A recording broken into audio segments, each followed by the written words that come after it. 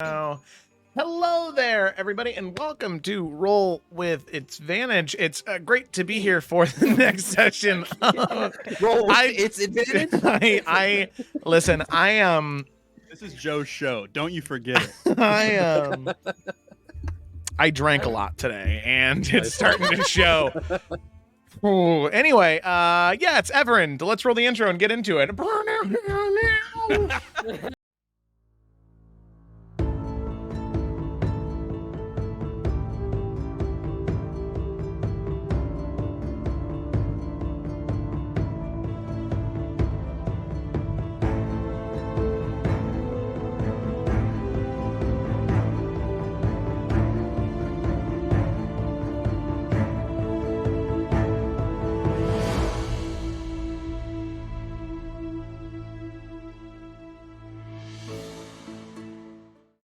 I'm actually 300 years old. Okay, we're back.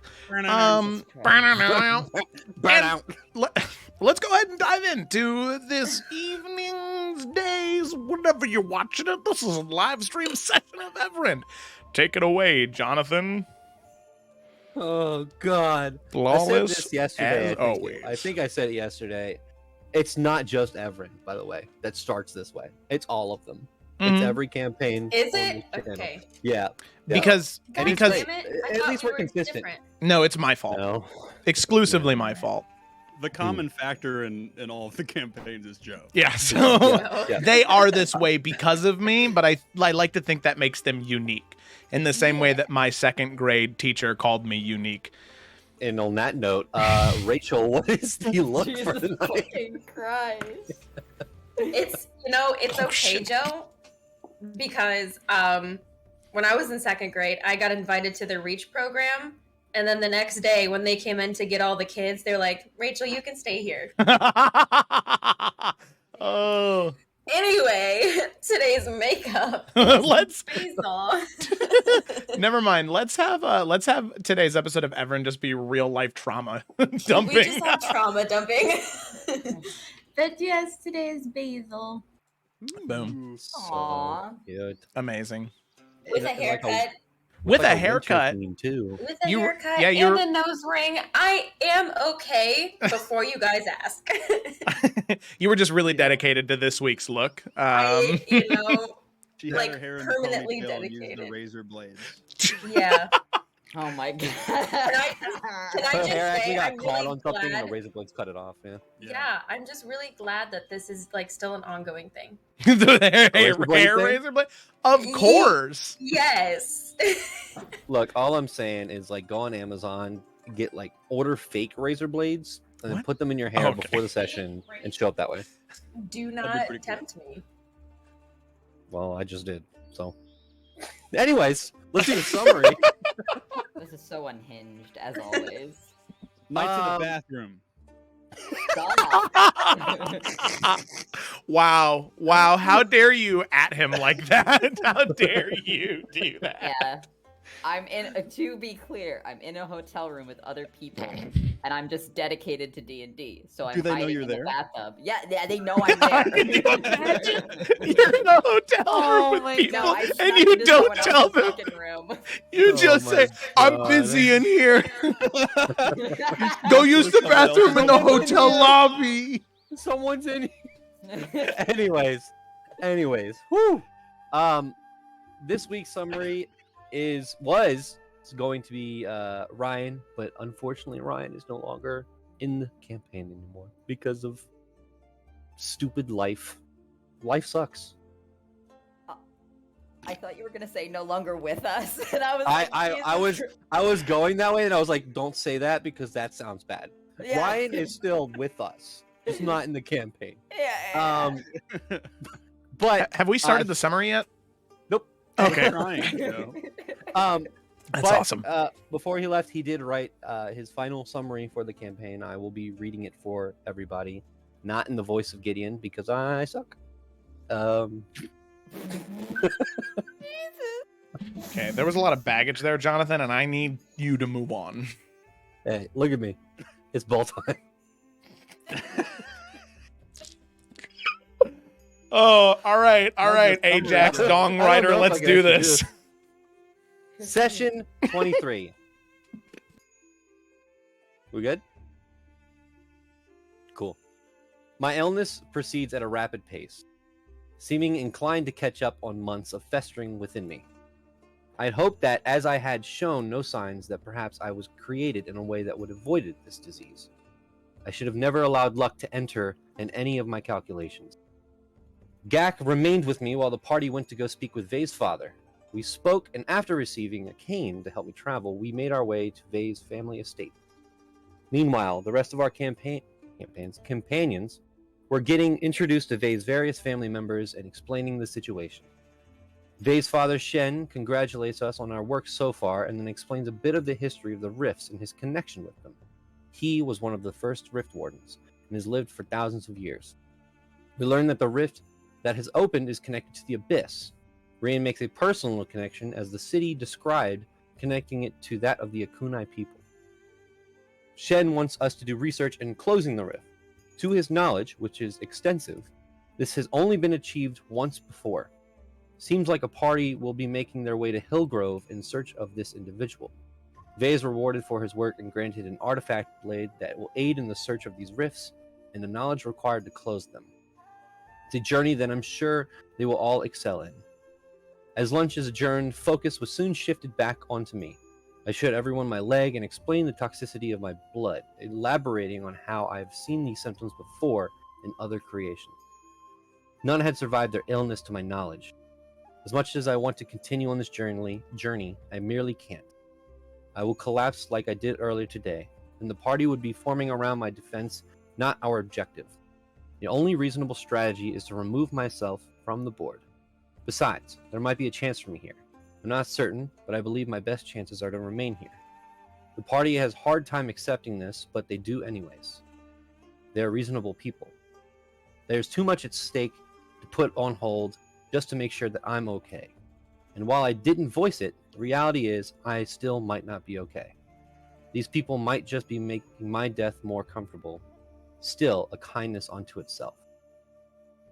I speak to everyone in private, saying the things that I needed to say to them, and hopefully giving them a chance to make peace as well. Personal note. I've left instructions that I should pass on. My new personal journal will be returned to the party with convenient. Obviously, there's a lot going on here, and I'm not sure they can send something like this magically. And yet, I just wanted to say some final thoughts should this be my end. My friends, in such a short time, you've had such an impact on me. Making friends and connections was always hard for me, but I now realize that no one limited my potential more than myself. None of you judged me for what happened or what I was turned into. I was a monster on my own design, and now I feel that I've wasted so much time of the freedom I've had. I thank all of you for helping me on this journey. Should we never meet again, I hope you know that the short time I stayed with you made my life better. It made life worth living, worth suffering through. Thank you all, and may you all find what you're looking for. Checks off step 12. Be happy.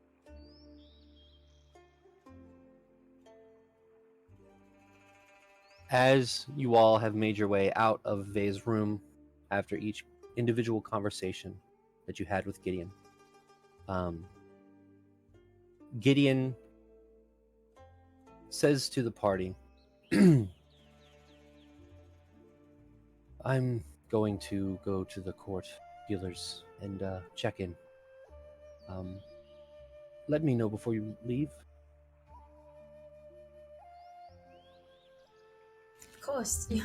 You're still a part of the party. You'll be involved in any decision. Of course, I hope so.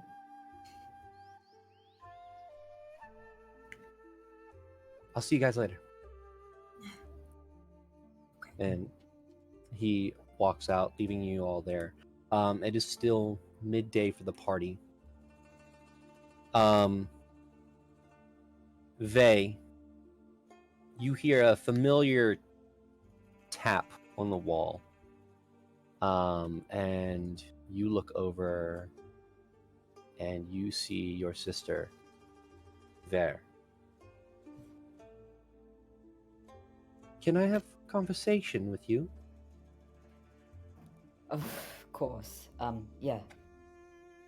And then he'd kind of like look at the party and then motion to, I guess, his room, since that's the conference room now. And just, I'll be back, I guess. Okay.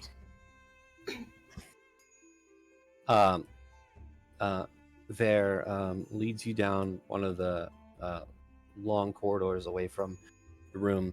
As around the corner, you see walking is your father Shen, who looks to both of you and says, "Where are you two off to?" And Ver says, "I'm going to have a conversation with him. We'll be fine."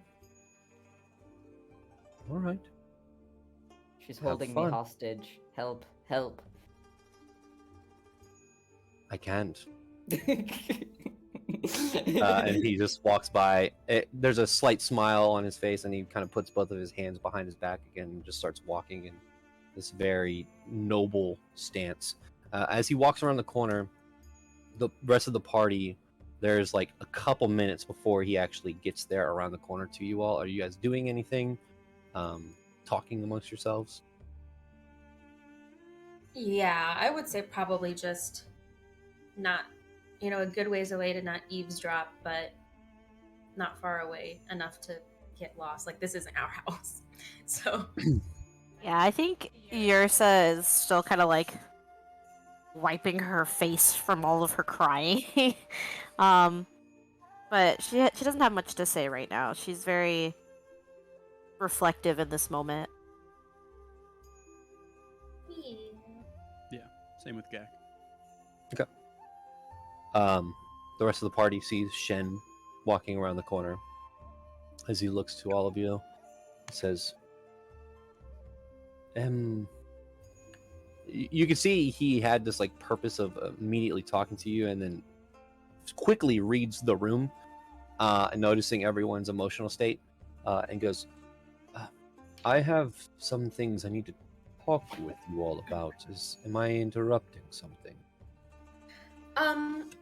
No, there's never really a good time to tell us about something, but we should know anyway. So, I suggest us talk about it.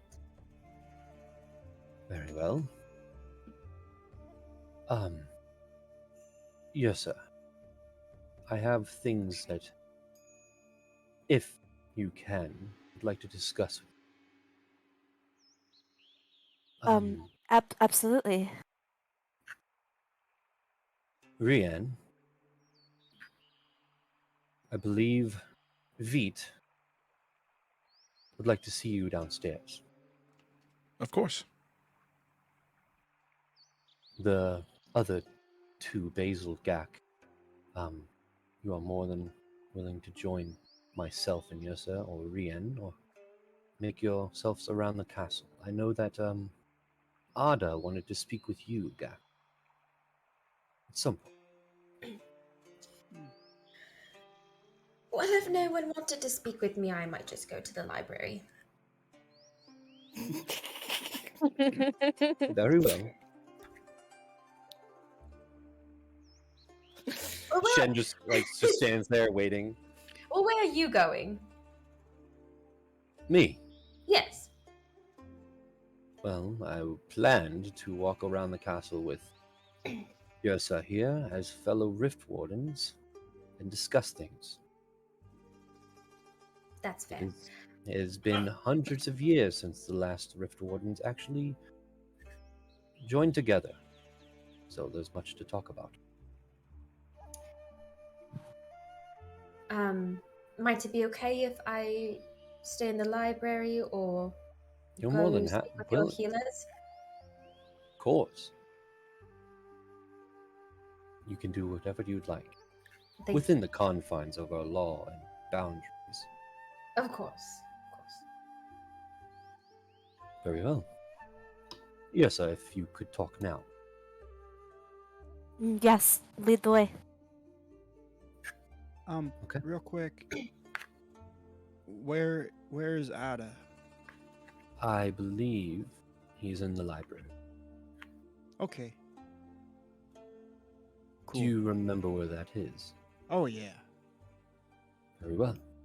And he turns around and just starts slowly walking. Basil, I- let's go to the library. You know what, Gak? I think I might go see the healers. Maybe they could teach me something that I don't know. Okay. Is that all right with you? I mean, of course I can accompany you. No, that's fine. I just thought you were going to the library because that's where I'm going. You know, I don't really know where I'm going, so I think I might as well go to my people Like in general or right now? in life. But I guess, like, maybe specifically right now. Okay. I'll just.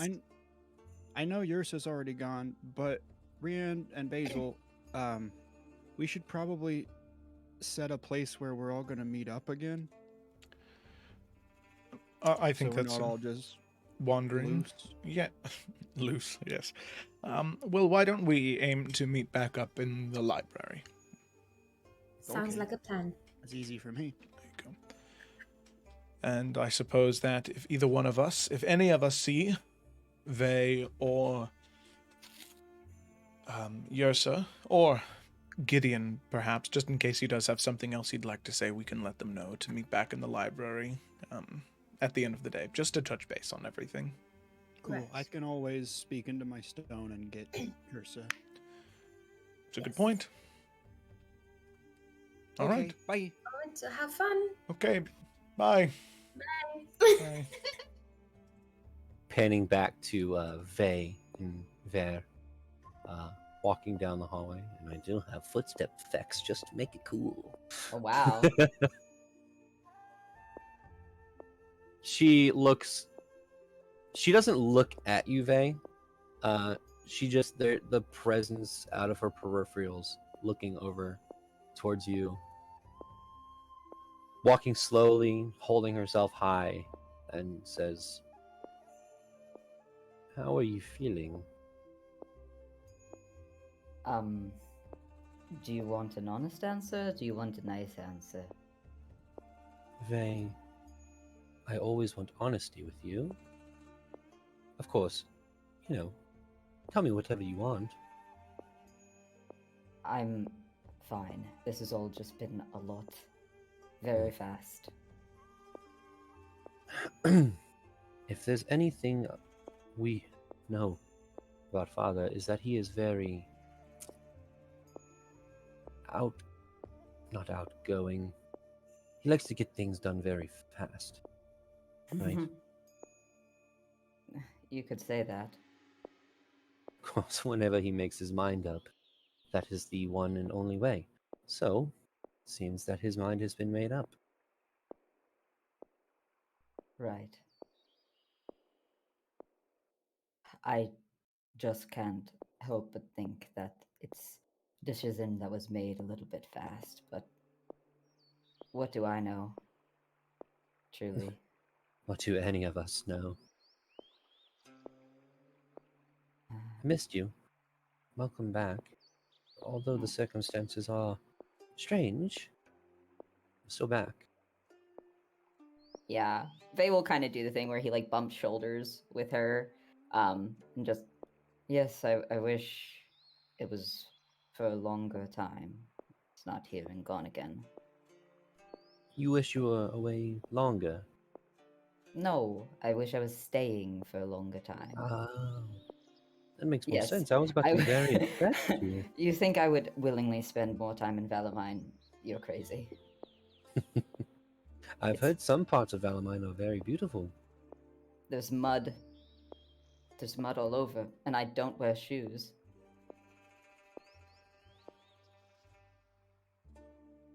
It's valid.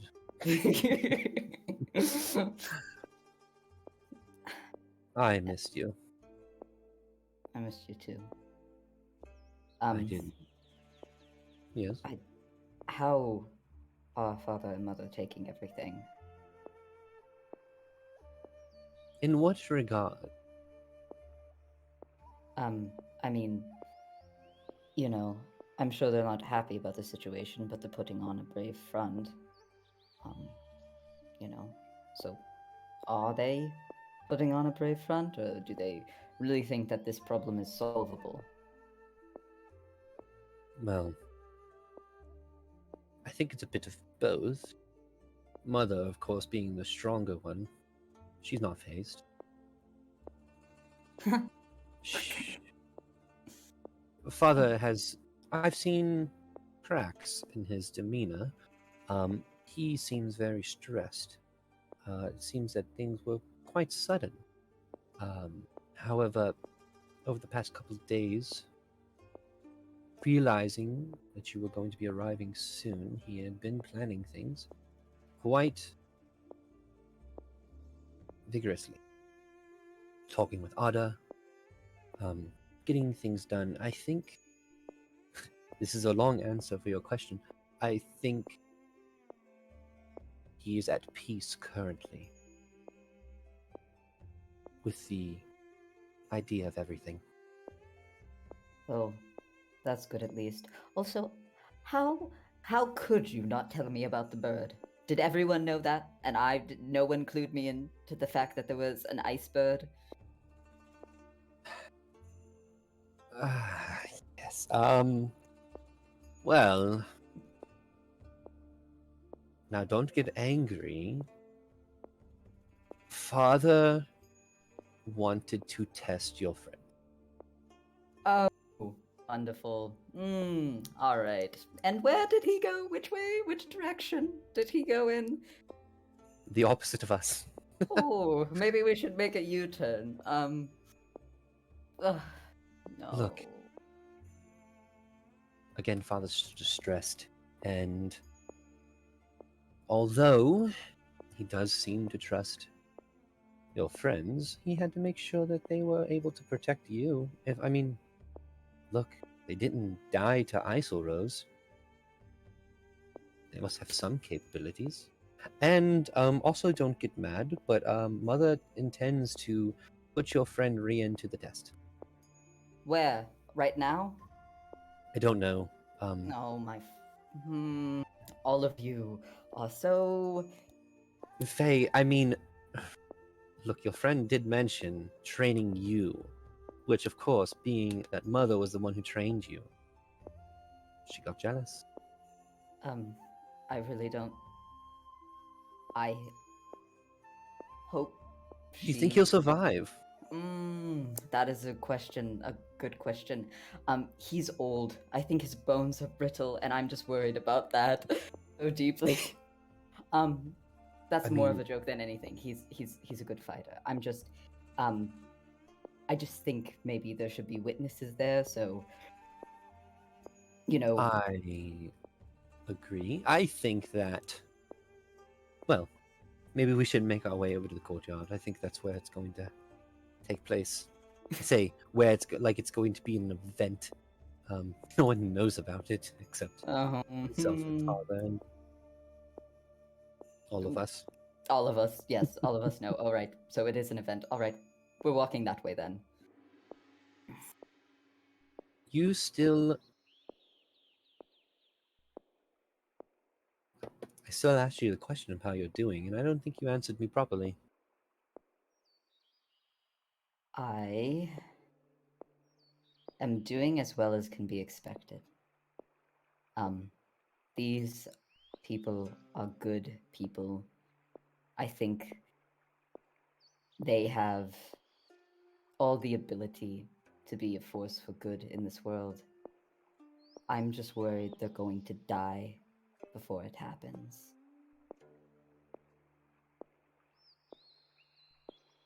Well, you're traveling with them. I'm not excluding myself from that. Maybe the good part. I don't know if I'm good, but I don't know. Mhm. It seems like an impossible task. Well, if I'm being honest, I agree with you. Oh, that Came makes home. me feel so much better. You came home and you were told that you and your new friends need to go save the world. That is a huge task. I do not envy you. Of course, I will be doing my part.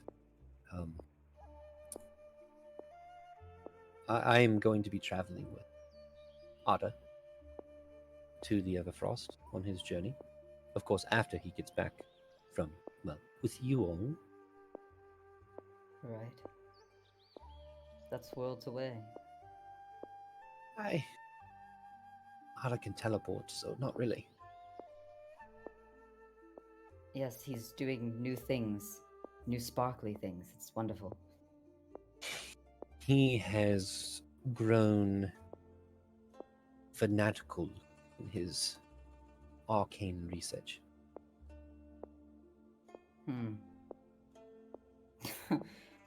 When wasn't he fanatical about something? Well, when you left,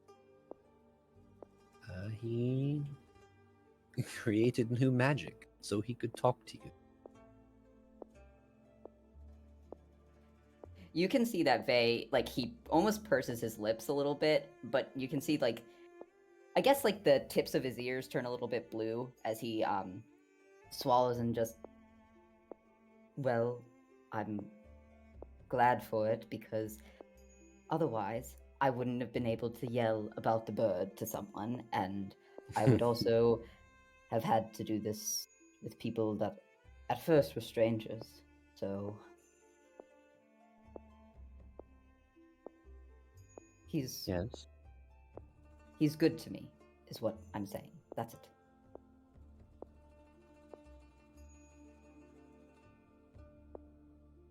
Yes. I'm just so happy you're back. I'm happy to be back, and I'm so happy to see all of you. But we really, really should make sure that we're there when Brienne is... But please, I really... If Oh, of course. We definitely should make our way over there. Yeah, he's one of the more reasonable ones. Not always. 50% of the time. But, you know. You said you had questions for me, right? Or was I just hearing that wrong?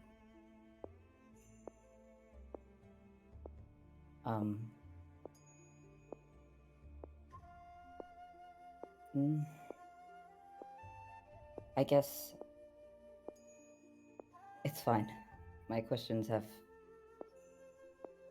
mostly been answered. Right. Yes, we should probably make our way over to the courtyard. Alright, let's hope he's still in one piece when we get there.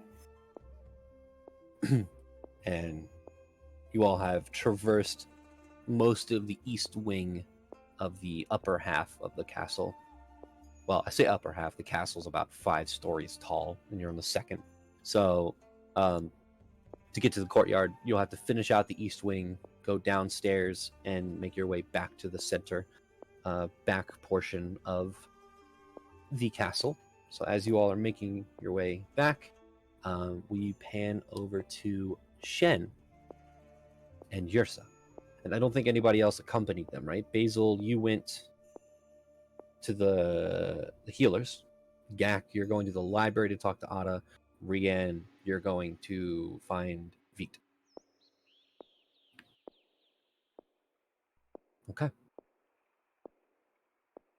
Shen takes Yrsa. He is walking the west wing of the castle. And again, his arms behind his back, hands clasped together, walking with a very prestigious air about him.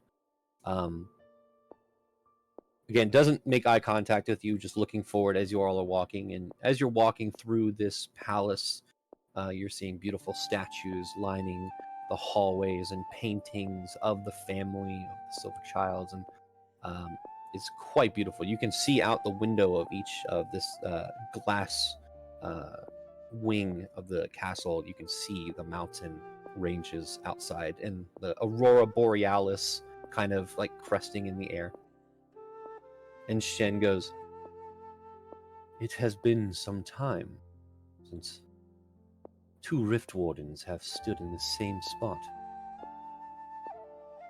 Well, I have to say it is very much an honor to do so. I hardly expected to meet another Rift Warden, at least in my lifetime. Well, I can say thank you for joining me here, making the travel here, and, well, overall, continuing your duty as a Rift Warden. It's not easy, and I understand that entirely. So I thank you for your service thus far. Nods her head.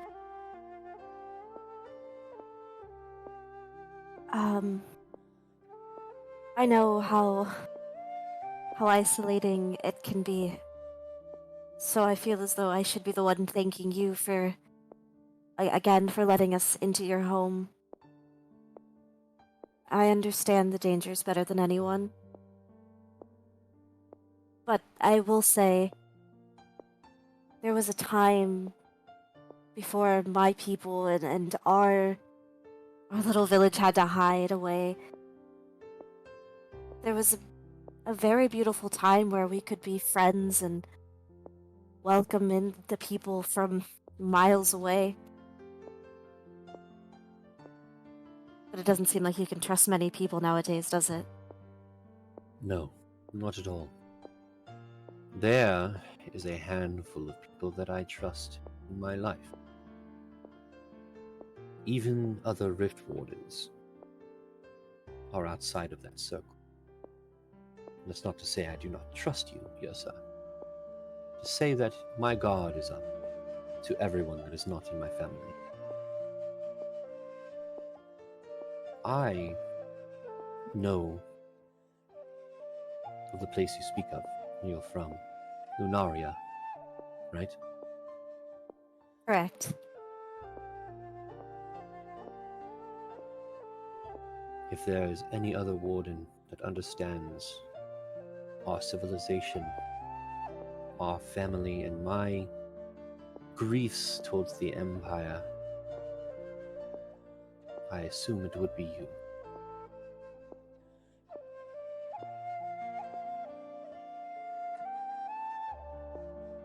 Thank you, and I'm sure that being said, you understand my concern for, I suppose, the new rift that has opened up not far from here. Again, I know you said you would do your best, and I appreciate that. I just... You know as well as I, this Empire does not... Not everyone has the best intentions, and that man down there, he will do whatever he can to exploit that. I can only hope that when we go to Hillgrove, we can find that gentleman and get the answers we need, and perhaps close that before any of that magic can be exploited. 1 second.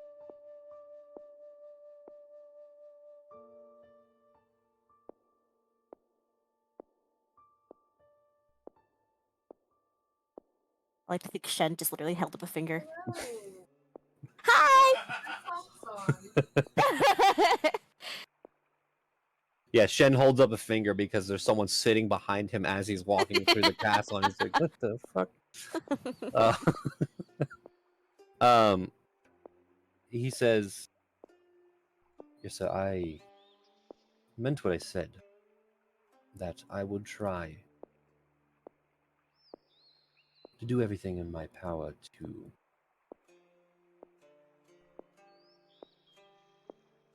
figure out something with that rift.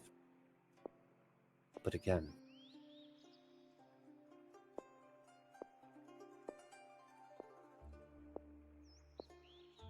love you. Okay, bye." Shen doesn't say that last part. I was like taking notes, and I was like, wait a second. He says, but again, I cannot leave Songs. Not leave the mountain. My essence is tied to that. I know that well. I have not passed on the mantle. Right, I understand completely.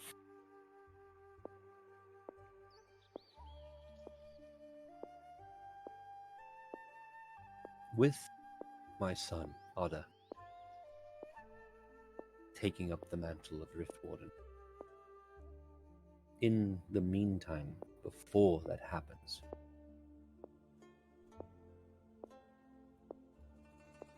I will be able to get information about this rift. But I fear that you and your companions will probably figure out more than I will before I can.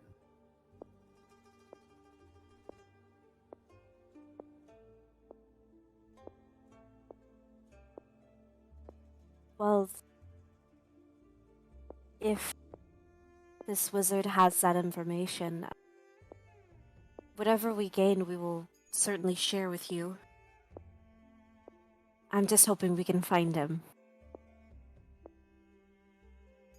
I am too. If you travel to Hillgrove and you do not find this individual, please contact me as soon as possible. Absolutely. I understand, and I'm sure you do as well, the task ahead of you. And I understand if you and your friends would decline this task. If I could, I would head this task. I would do this. But I cannot. Kind of stops walking for a second as he says that. He stops and turns around towards you. I don't think declining is a feasible option. Not for myself, and well, I hate to speak for everyone, but this is so incredibly important to each of us. This goes beyond just ourselves and the people we know now, but this could be so catastrophic for everything that we all know. None of us feel as though we have to do this by any means, but I want to do this. I've seen what it's like to have everything ripped away from you, to live in a world plunged in darkness. I wouldn't wish that on anyone. And if I can do something to stop that, I will die trying.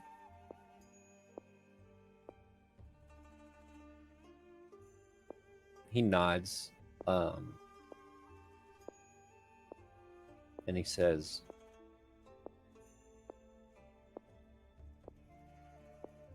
"That is the most I could ask for. I am not, we are not the Valamine Empire. We do not force people into service. That's why I said you can decline. I am not forcing any of you to go about this. And if I'm being honest, there's not many options. But I am grateful that you are willing and you understand the severity of the situation."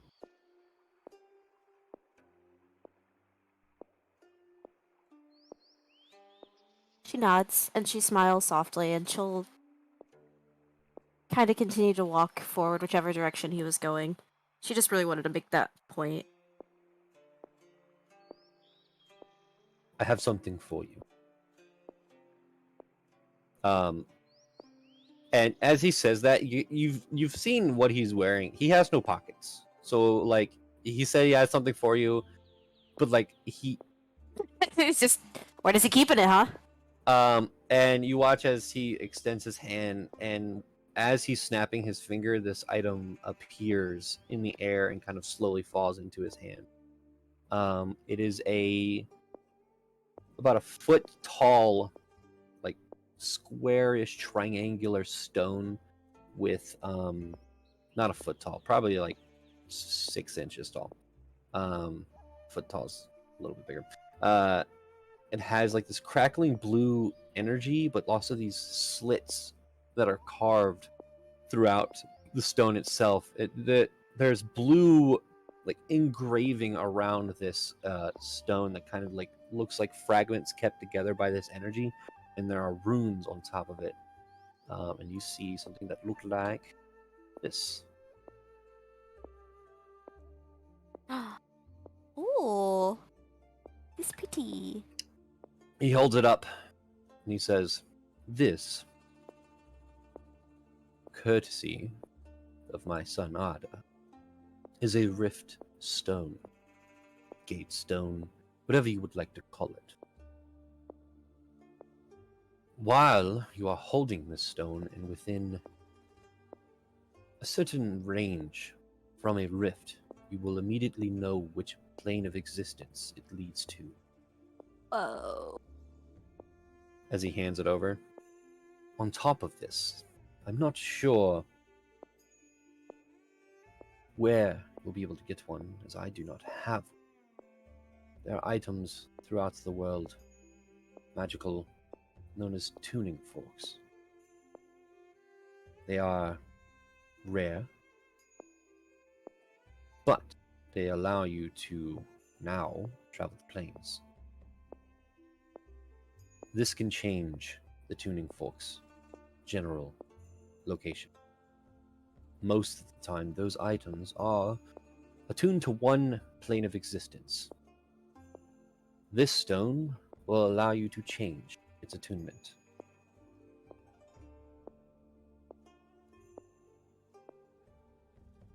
I don't even know what to say. Thank you. This will be incredibly helpful for this journey. I appreciate you trusting us with it. It is part trust, but also part necessary. Right. And we will do good by this. You have my word. And I appreciate that. if we can locate a tuning fork, we will do so as well. I will talk with Ada. You might have something. That item is going to be very vital to your task. But that is what I currently have with me now, and I hope that this can be useful on your adventure. Absolutely. Thank you. Again. And she will tuck it away nice and safe. It is a item in D&D Beyond that you can add to your Nice. inventory. I shall yell. So, just for those watching, listening, whatever, when you're holding a rift stone, this rift stone, within Ooh. 60 feet of a rift, you can tell where the rift leads. Also, this stone can change the plane of existence a tuning fork is attuned to. And again, a tuning fork usually only attunes to one place. So if you have a tuning fork that's prime material plane and you're in another plane of existence, you can use that to teleport yourself back to the prime material plane. But this allows you to change it. So if you're on the prime material plane, you want to go to the abyss, attune to the abyss, you go to the abyss. I have added it to my inventory. As that is happening, we are going to pan over to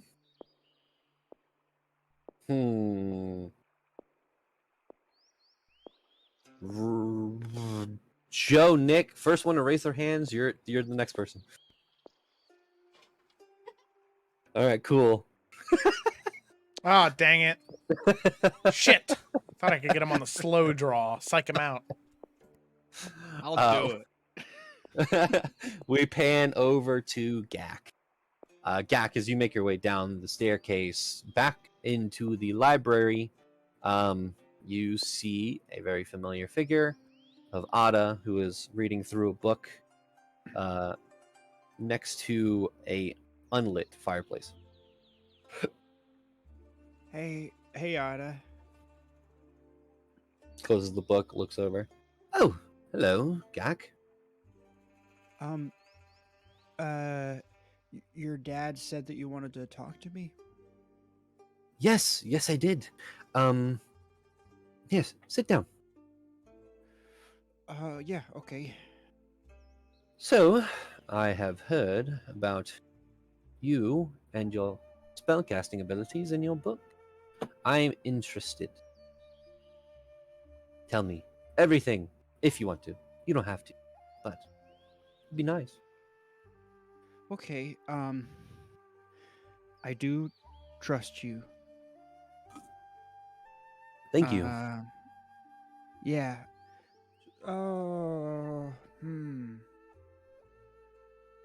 So, I found this book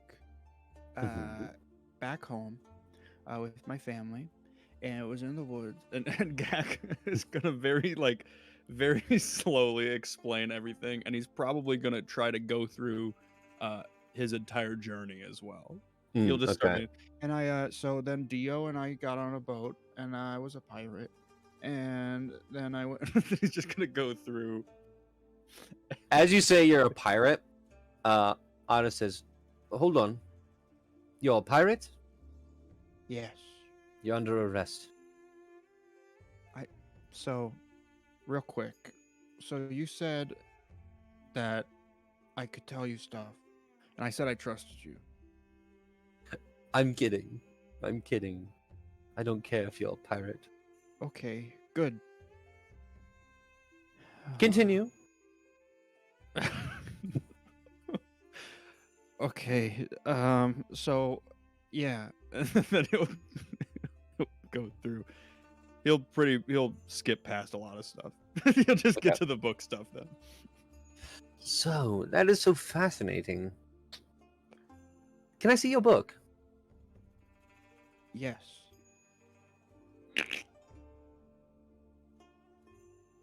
He opens it. Starts going through it, and then after, like, I guess 6 pages, there's no more spells. He's like, all right. And he goes back. And you've had this for how long, you said? Oh, 20 years. 20 years. It's just so interesting. Now, okay, did you tell him that you can't cast magic without the book? No. Okay. And I didn't go into necessarily the like full details of artifact necessarily. Mm-hmm. I said everything but the word artifact. Right. You watch as he sets the book down on the table, and Otto's eyes that are very bright, piercing blue, they turn entirely white. And like inside of the whiteness of the eyes, you can almost see like a writhing storm, like a blizzard, as he looks down at the book and then blinks his eyes again and leans back. You know you're in possession of an artifact, right? Yeah. All right, good. Good to know that you... Okay, all right. So a little bit of a clarification. I don't know what an artifact is. Oh, well, I'm happy to tell you what that means. An artifact is a magical item that someone has created, right? There are many in the world, not artifacts, magical items, But an artifact is very, very unique. There is usually only one of them in existence, whereas other items, other magical things, they are reproduced, they are remade. An artifact is one of a kind, and it takes over 100 years of focusing on, by itself, to create. So that it's means, old. yes, this is older than 100 years. This is older than 500 years. This is older than, well, not me or my father or anyone here. 1,000 or more. Hmm.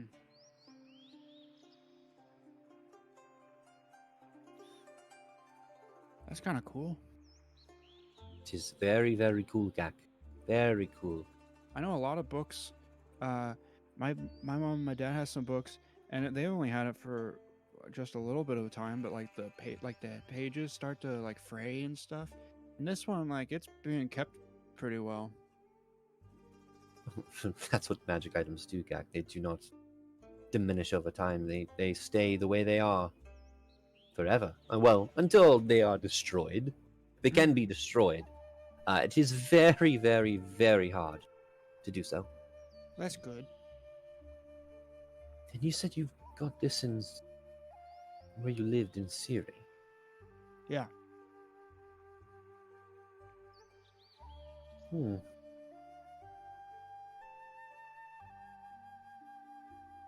I understand that this conversation probably seems to be going nowhere, and I'm sorry for wasting your time.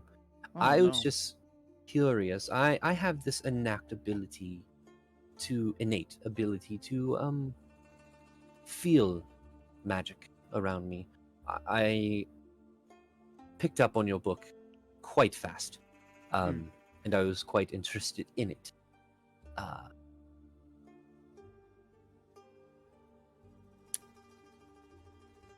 I'm going to be traveling with you all to Lady Gemcloak. Over our ventures through the White Crest Mountains, I have more questions, but I do not want to keep you here any longer than you need to be. If you have things you need to do, or people you need to see, I don't have anything to do. well then. I look forward to our conversations on the road. Well, in the mountains, so to speak. There's not really many roads. Yeah. That's okay. So we're just gonna be walking a lot then? Oh, gods no. I will not be walking at all. We have mounts that will be provided to all of us. I'm not walking through the White Crest Mountains. That's good. Hey, walking can be fun sometimes. Sometimes you don't know where you're going, and you just can set on out and you start walking. Although we do know where we're going this time, but it's still nice to just get outside sometimes, you know? Yes, no, I totally agree. I try to get outside at least once every week. I feel like I am always outside. I But not feel right like this now. conversation has kind of gone to a halt. What do you mean? Right. I have things I need to do. Okay. So I'm going to, unless you don't have to stay here, but I'm going to be leaving the library currently right now and going to do my things. It was wonderful talking with you, Gak. It's good talking to you too. I will talk with you more. I cannot wait to see your magic. Yeah, I could show you stuff. It'll be fun. I'm sure you can. Good afternoon, Gak. And he's going to get up, kind of slide the book back towards you, walk out.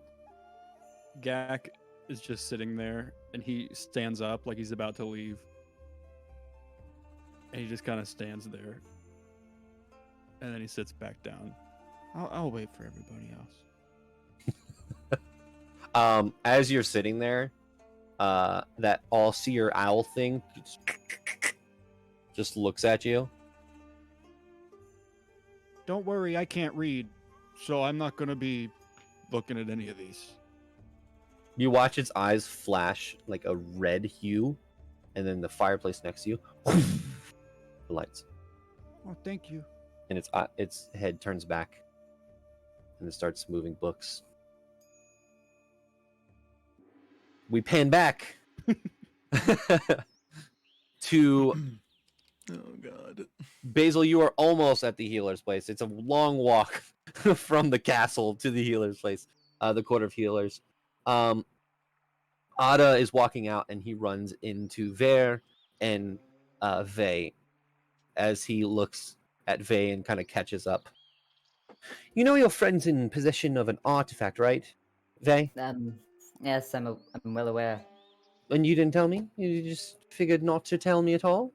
I'm sorry. It just got lost in the shuffle of like nearly dying and the world ending and the prime material plane being ripped apart.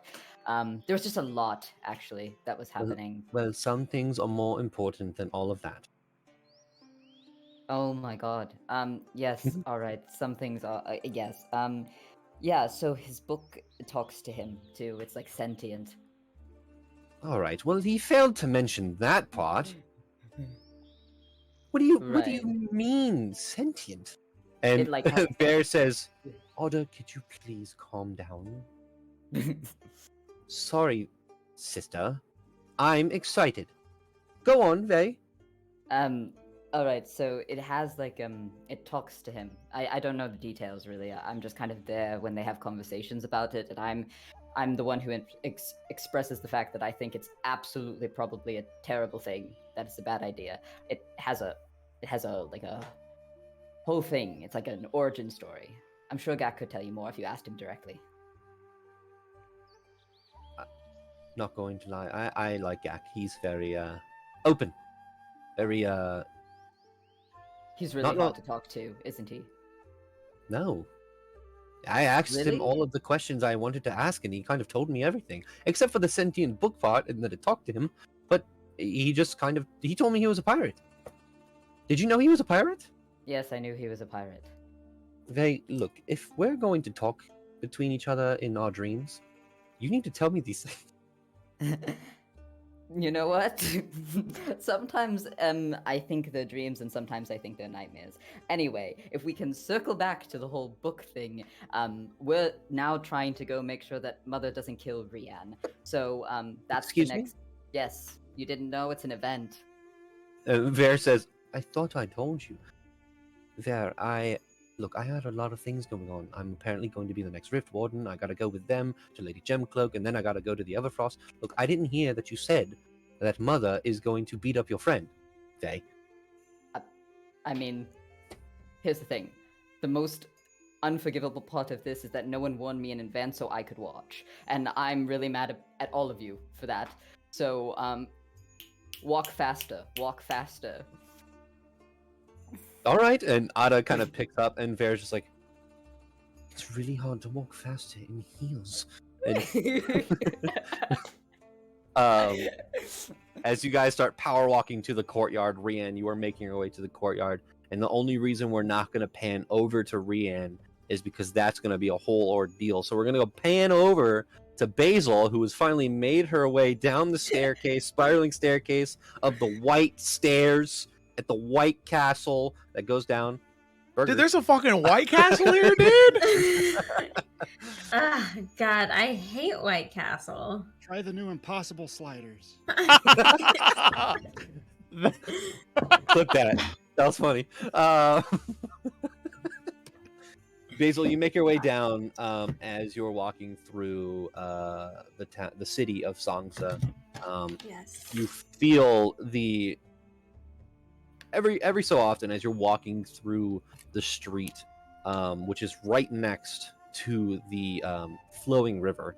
You feel the cold spray of water, but it's not like it's refreshing. You're already used to the cold at this point. You can see those guards that are on top of polar bears kind of walking back and forth on top of the mountains that have been kind of carved out to like look over the ravines. Very far in the distance where this river is, you can see there's a large drop off of a waterfall. making this resounding, waterfall sound, rushing of water. There it is. As you walk through, you know that the Court of Healers, which is where you're going, right? Yeah. Yes. But, you said you wanted to talk to Yeah. the healers. That's where they at. The Court of Healers. Yeah, I couldn't remember if that's what they were Yeah, called. But that sounds correct. Yes. So you walk in and you see a couple of the individuals that were kind of dressed like that first individual you met named Danielle. As they look at you and go, "How could I help you? Are you sick? Are injured? Do you need any assistance?" No. Thank you. You were actually, I guess you still are helping, my friend Gideon. He's, the one with the leg problem. Anyway, I'm a healer as well. Early on trained in more, I guess, herbal methods. So sorry, there must be a giant bee around me that's buzzing. Definitely not an there's- air conditioning. What is that? I don't there's an even ember know. flit. There's an ember flit inside of the healer's court, just kind of buzzing around. Right. No, that's just Jerry. Okay. Hi, Jerry. Anyway, if you have time, of course, I was wondering if I would be able to shadow you at all, or perhaps you could teach me something that you found to be useful and something that, well, someone like me could do. I can see if I could talk to Danielle too. We are base healers. Of course, I know that outside of our civilization, that the clerics, the healers of the world, get their powers from divine source. Would you happen to know where you get yours from? Yes, I follow the Raven Queen. Oh, Mother Winter.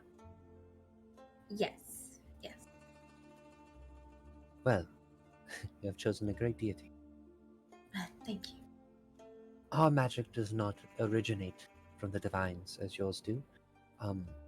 So our magic is a little harder to learn for, well, creatures such as yourself. That's However, fair. I can talk to Danielle and see what he could do. That would be great. While you are waiting, because I do believe that he's actually in there with your friend Gideon, there Yes. is a temple to the, Mother Winter, or the Raven Queen as you would call her. You can feel free to head over there and commune as you are waiting for Danielle. Okay. Should I come back, or should I expect someone to come meet me, or? I will send word if Danielle is not making his way over to you. Otherwise, Danielle will meet you there. Okay, sounds good. I will go do that. And your name again? Basil. Basil. Yes. I will let Danielle know. Thank you very much. Thank you. I appreciate it, and thank you again for everything you're doing for our friend Gideon. Of course, we live to help people. Great. I'm on that journey too. Hopefully someday I can be as powerful as you, I guess, from things I've heard. It is a different kind of power. There is no more or less between us. We are equal, just different originations. It helps me feel better. Mason, I will let Danielle know. Thank you. Thank you. And And they she, bow, and turn yeah. around, and walk off. same. She's gonna, yeah, I don't know how far it is, but she's gonna go ahead and go to the temple. Okay. There are actual signs throughout the city itself. And as you make, this is just to see how long it takes you to get there, because the language that you are seeing, there are the signs themselves have a different language entirely. You don't know what it says. You just immediately assume this is probably their language. But there are indications as well, kind of engraved pictures of like a shop this way and whatnot. Make an investigation check to see how long it will take you to get there. Okay. Investigation.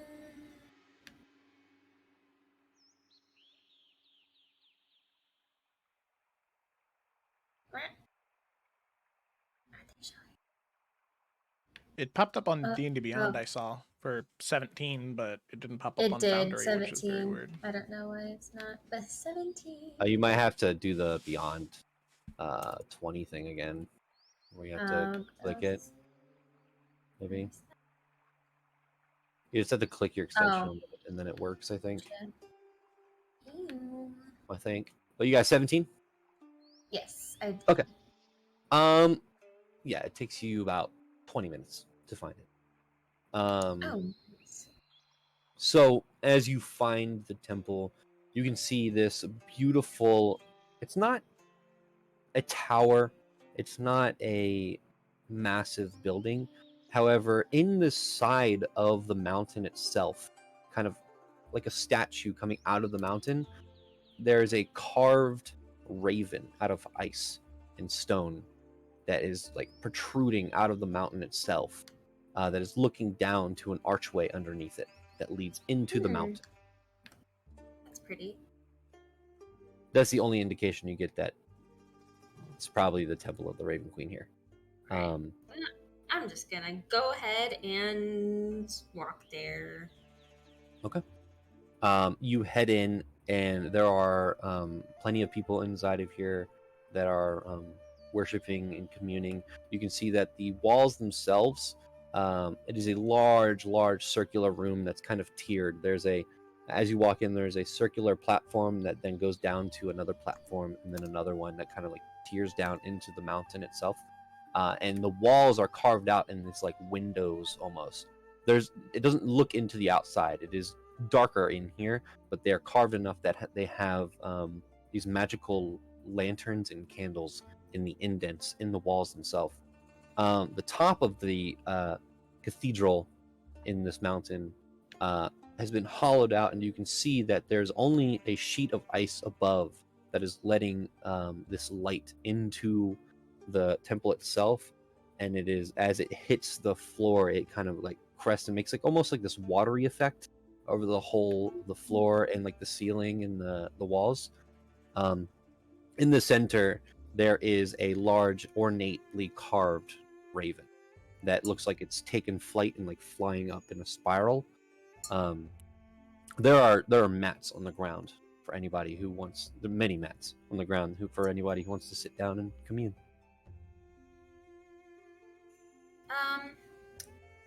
After just kind of glancing around, this is a temple that, unlike any of that she's ever seen before, even back in Valley Mine, and I would say even in East Varia, there were a bunch of grand temples, but nothing quite like this. So she does take some time to peruse around, see the differences between this specific temple, as they call her Mother Winter instead of the Raven Queen, etc. She just wants to see what the big differences are. But after taking some time to look around, she does decide to go to one of the mats to commune. Okay. I would say the main thing that you'd notice, other than the grandiose of this place and the intricate work that was carved in here, there are no clergy. There is nobody that is waiting for people to come in. There's no one walking around in garbs of the Raven Queen. It just seems that this is for anybody who wants to commune, and they can do it without having to be bothered. It's just a place for people to go. And as you sit down on this cushioned mat on the ground, make a religion check with advantage. All right, so I did do the extension again, so we'll see if this works.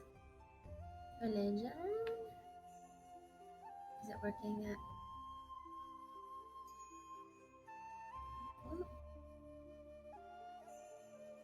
Sure. Oh, there we go.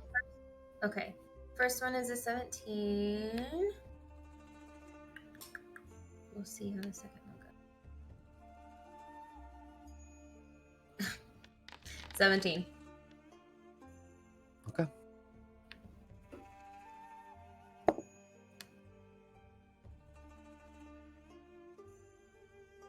It is odd as you sit down and start to commune, close your eyes. The whole entirety of the city itself, although cozier than being outside of the city, because everything is so confined and close together that it gives off its own reprieve from the elements. As you sit in this temple, which was initially already cold, and you could see your breath, you can feel your body warm, as though you are not in a cold area at all, as though you were back in Wodale by the sea. There's no words. There is just a feeling, a connection. This is a more intimate connection with the Raven Queen than you would get in any other temple. You don't know if it's just the location you're in. You don't know if it's the elemental, magical nature of the place as a whole. You feel closer, existence-wise. You feel closer to the Raven Queen. And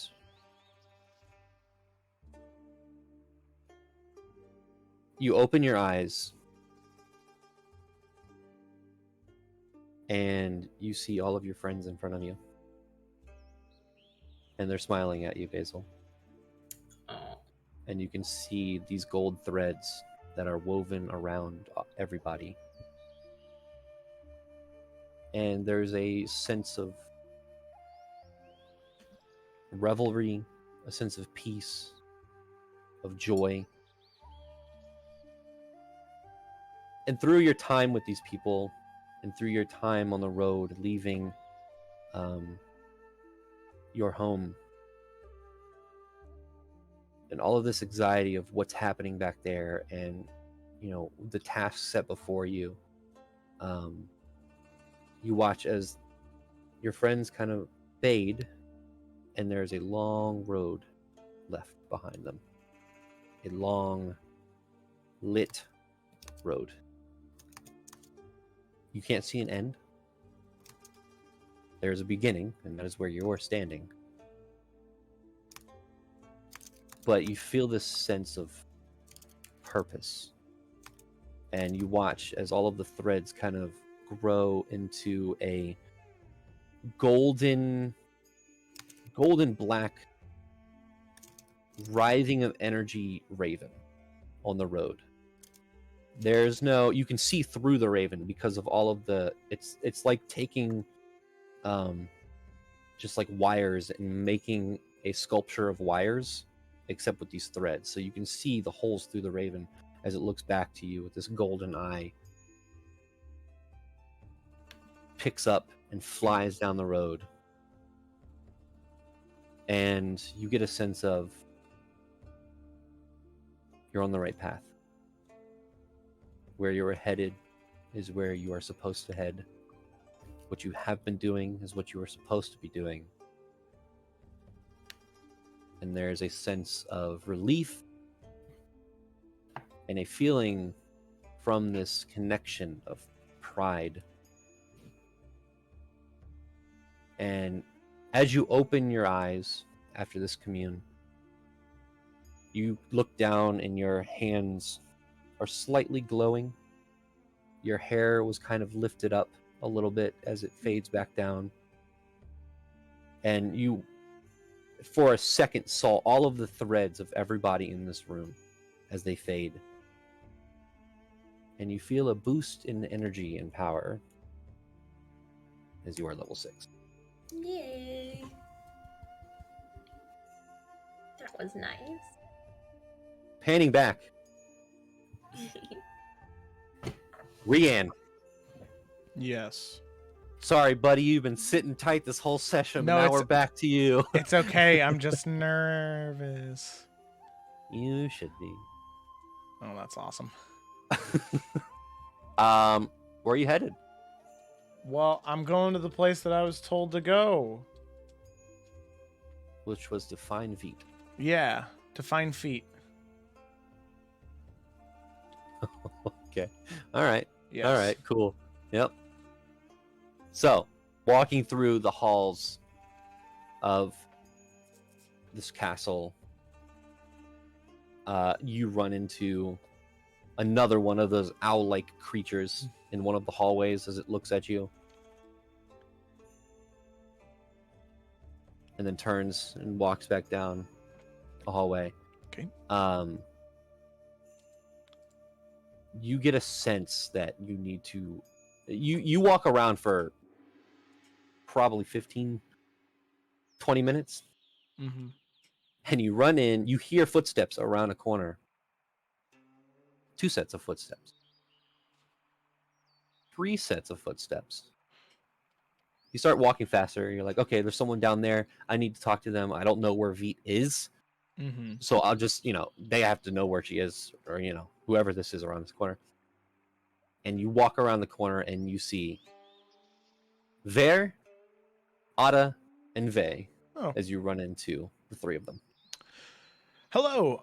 I was in the middle of looking for the courtyard, and I realized this place is, at least to someone like me, it's kind of built like a maze. So if you'd be willing to guide me there, I would really appreciate that.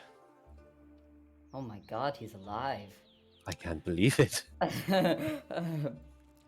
Are you sure you want to go there? Why not? I'm a firm believer that you always have more to learn, regardless of how far developed you think you are in your skills. Vey does the sibling look where he shares the look that says 1,000 words with his brother, his sister, and he's just like, all right, okay, cool. And you can see that he just kind of slowly closes his mouth. And he's like, all right. Ada puts up his hand and says, I don't know much about you, almost anything about you, but are you sure you want to do this? Listen, at this point it would be rude to decline. Oh, very, very rude. So do look, I if- have a if you- choice then? You could say you hurt yourself. Well, that'd be lying, and that'd be even worse. I could push you over. No, I'll be fine. All right. All well, right. do you mind if we watch? Sure. I have a feeling, regardless of what I say, you'd do so anyway, so Oh, at least this very way. much so. Absolutely, It's yeah, consent, yes. yeah. That's nice. What are you? Uh, are we going to keep your mother waiting any longer, or do you also want to answer to her? We should not keep her waiting any longer. And Ver speaks up and says, I'm going to go to the healer's court. I will be back. All right. And she looks over at Vey and whispers, we're going to need a healer. And she starts walking off. He does the the nod thing before he's turning back and just a wide smile. All right. Let's go. And starts walking down. The next couple of minutes you walk, and you eventually Gak, I will say that they actually walk back past the library at this point, and you see a group of them, Rian, Vey, and Ada, walking past. Yursa, you have walked downstairs with Shen and have made your way back into the center, and you see your friends walking down the central area of the castle. As Shen looks to you and goes, I would like to apologize in advance. That is all. I will talk to you all later. Where's everyone going? Remember, we're supposed to meet in the library. Are they heading in the library direction? No, the library's okay. east wing. They went out of the east wing. Kind of, you guys kind of like intersected, and they're Mhm. starting to walk down the central area of the castle. Right. Well, I guess we'll follow and see where they're all going. Okay. So, Rayanne, there's a posse behind you at this point as you walk towards the courtyard, not really knowing what's going to happen or the real reason why you're being like requested, but you know the general. After lunch happened, you put two and two together, like, oh, yeah, we're gonna spar, like that's what she requested, and that's where you're going to head. So, as you make your way through the central area of the castle, having to make turns and twists through the castle with Vey and Ada leading everyone, you would think the courtyard would be in the center of the castle, and that's where you've looked. However, the courtyard is in the very, very, very back of the castle, at the farthest reaches, because as you get to the back, you see a large double door that is open currently, and as you walk out, you see a large section that was carved completely flat out of this mountain that overlooks a drop-off 200 300 feet. You can't tell. There are clouds below the drop-off that obscure anything below. You can see the aurora borealis kind of sky riding in the air. The snow is slightly falling down. There is a beautiful, almost a tree almost made of glass itself, but you can tell it's ice. But also there is bark kind of intertwined with it. It is this beautiful blue and green pearlescent tree in the center. As Veet, who is no longer dressed in formal attire, is dressed in a cut-off tank top shirt that is kind of put together and thrown over someone who is a well-known fighter dressed, all in white and blues. She, underneath everything she was wearing, you can see her arms finally. They're a little bit two-toned. They look a little bit too much. As next to her in the ground is a large sword. As she turns around, her hair is put up in a bun. Oh, so we have... Sorry, I didn't want this to be televised, or, want everyone to... Otherwise. No, you televised. see, I know, whatever. You see, for the past however long I've been traveling with Vey, about every morning I've been making him train, and to a degree, one could argue embarrassing him just a little bit. A little bit of humility is good, and I think that this is his way, and well, everyone's way, of seeing the same happen to me. But I accept humility with grace, so I'm ready to be taught a thing or two. Well, I am glad that you accept humility with grace. I would be lying if I was to say that I am not upset that you have been doing that to my son. But, of course, as a mother, as a protector, and also someone who is very well at fighting, I want to see who this person is who is training my son and teaching him something I could not. Of course, you don't have to. I know there's so many people No, and, watching. and let's not be mistaken. It's not something that you don't have the ability to teach. It's just something that you don't know because of where you have lived. That's the difference. I'm not saying that you're not a good teacher. Don't mistake me. I'm just from a different part of the world with different knowledge of sword fighting. That's all. And I respect that entirely. I do. I think everyone can learn something from anybody, especially from across the world. I am just very curious. If you are going to be adventuring and going around with my son on this very dire task, I want to know he's in good hands. Very well, and I very much understand the concept of a protective mama bear. Well, no more chit chat. She picks up the sword, and with that, I'm not going to bring us to a. Where is the? Oh no, I don't have the thing. I'm not going to bring us to a battle map. This will all be theater of the mind. Yeah. However, Now, I do have to ask: is this a just like a sparring? You said there's just the one crystal tree in the center, right? And that's it. yeah, and it's just a large. There are benches and things that if whatever your mind, if you want to try to use anything from the surroundings or do anything, I will try my best to let you know. Yeah, what, but there's like not like it's like very much a sparring arena for. Mhm. Okay. You can, if you look around, you can actually see that there are marks on the ground from where things have been moved. Maybe there was Mhm. things around the tree to like kind of like chill, but she has moved things to make a large area for sparring. Yeah.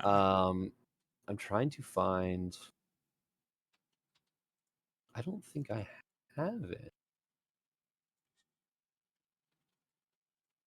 One And second. then no, you're good. In this time, Vay's. I was trying to find it in my notes, but I'm having a hard time. Vay's mom's name is Veet. Veet. Yeah. Okay. Vite. Okay.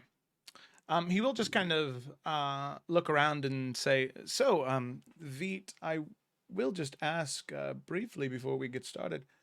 When was the last time you, fought anyone or anything outside of training or teaching the blade?" Well, it's been. Other than my track up to the Frost Giants, it's been a couple of weeks. All right. Good to know. And Rian won't draw his weapon yet. Okay, give me a second. I don't have the song that I wanted, and now I'm sad about it because I wanted to use a specific song for this, and it's not uploaded, and now I've done fucked up. That's okay. That's okay. It's not this one, is it?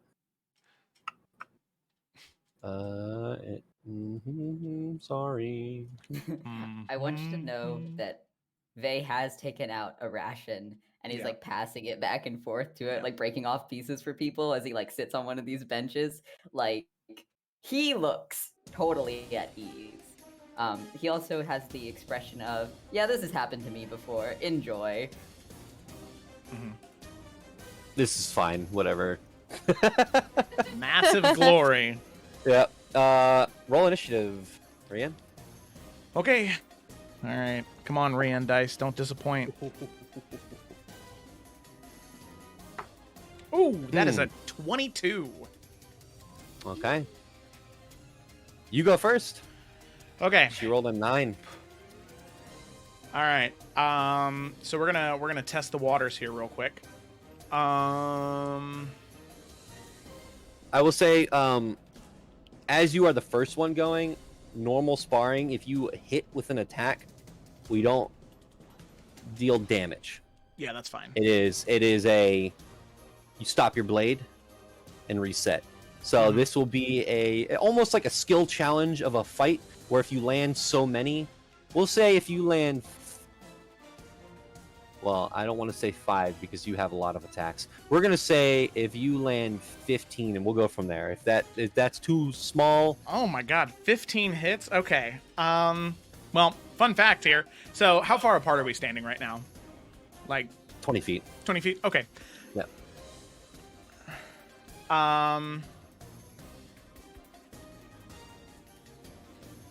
Okay.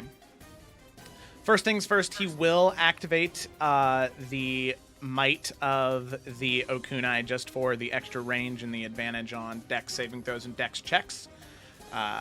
Just in case that does come up. So just sort of inhaling and exhaling, letting that swirls of what I guess would be like ice crystals and rime begin to freeze around his fingertips and shoulders, creating this like icy shell around bits and pieces of his armor. And yeah, I mean, I suppose he'll walk up, leaving a 5-foot gap between them, so he's striking from the 10-foot range. Okay.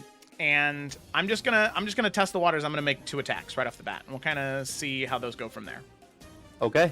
Go ahead and make attacks. So the first one is a 16 to hit. That misses. Oh shit. Okay. Second one is a 22 to hit though. That hits. Okay. So there's 1 hit. And one of the things that well, I guess if we're just doing that, then probably shouldn't use any of the damaging features. That wouldn't be very cool of me. So I'll use my action to... well, not my action. I already used that. I'm going to burn in my action surge. Okay. And so you hit 1. Sorry. No, you're good. I hit 1, but then I'm going to burn my action surge to dodge. Okay. All right. Okay. I like that. That's dope. Okay. I'm waiting for this thing to upload. No, you're good. You're good. You're good. Where's my action surge at? There it is. Okay. There we go. Update. There we go. This one. Please play. Dope. Not gonna play. That's fucking sick, dude. Oh, it's so cool. So excited that I it's built maybe this all maybe up. it's just a big file, and you just got to let it play. You just hit play and let it load. Because sometimes Foundry is like that. Fucking up his Here we go. jams, man. I fucking, I'm so sorry for this build up to then just like completely shit on it by It's trying okay. to get this thing to do it. It's giving me more time to panic, which I'm okay with. Good. I like having anxiety. Said no one.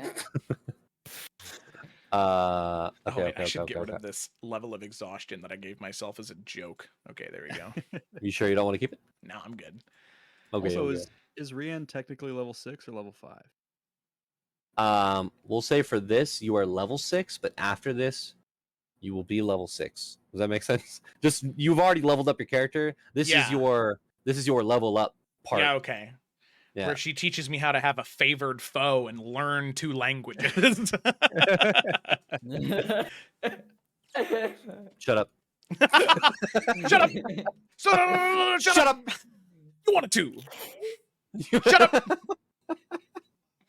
Oh my god, it's not working, dude. That's what I want. Yep. Stop, I hate this. All right. Knight's just Yeah, pitch black. I want you to know that's what I'm trying to get to start working is something from The Witcher. Oh. Because it works the best for this. But it's just not. It's just being a little bitch, being a little shit.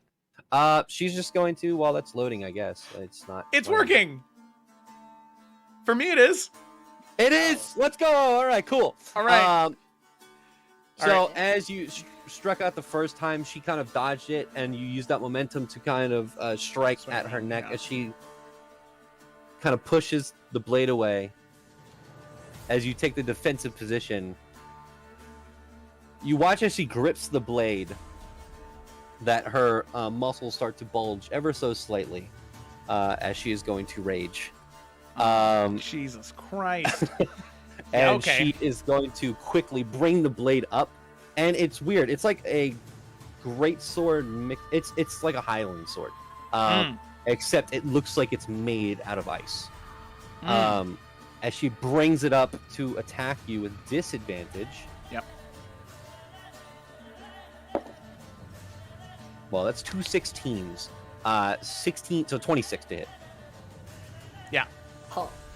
So she kind of ducks underneath your defense, and as you kind of like go to block it, she feints to the side and brings the blade right up to your neck. So I'm tracking that's 1 hit on Rian. Yep. As she is going to shove you away and go for a stab. Okay. This is you're still defending, right? It's the whole turn. Yeah, it's until the start of my next turn. So 23 to hit. Yeah. Rolled a 13 and 14. Yeah. You go to block to your side, and she stabs. Okay. Obviously stopping the blade. Yeah. As she puts the blade back down and goes, your turn. Okay. All right. You got it, dude. Actually, at the end of her turn, hopefully as a barbarian, she's not very wise. I'm going to activate my stone rune. As you can see, Rian's eyes gloss over with this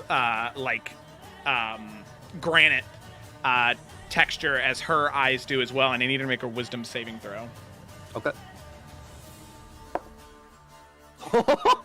No way. The dice did this. And then went. I did this and then went back. It was a natural 1. Nice. Okay. It was a 13, and it was like, nah, dude. So her speed is 0, and she's incapacitated and descends into a dreamy stupor, which I believe ends her rage. This is a charm? No, it's not. Is it a charm? Yeah, it is charmed. Okay. Is the whole thing a charm? Just for transparency, she cannot be charmed. Yeah, so unless is it the elven thing or is that the barbarian thing? Because the elven thing is advantage on charm saving throws. Then I get to roll again.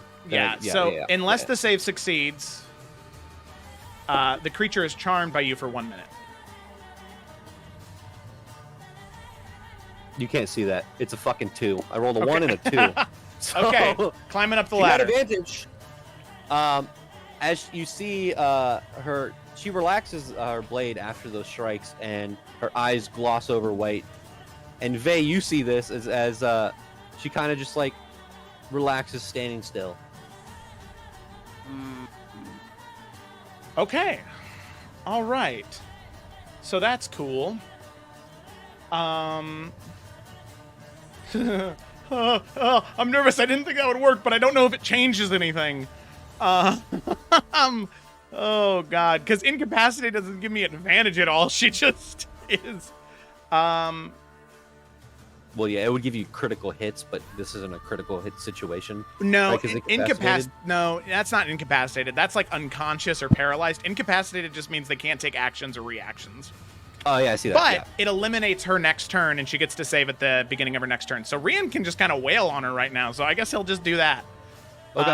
All right. So since he used his bonus action for the Okunai, he's going to get action, and then bonus action with the dagger. Okay. So that's a gajillion. Not really. 17 plus 8, but I'm suck at math. Yeah, that hits.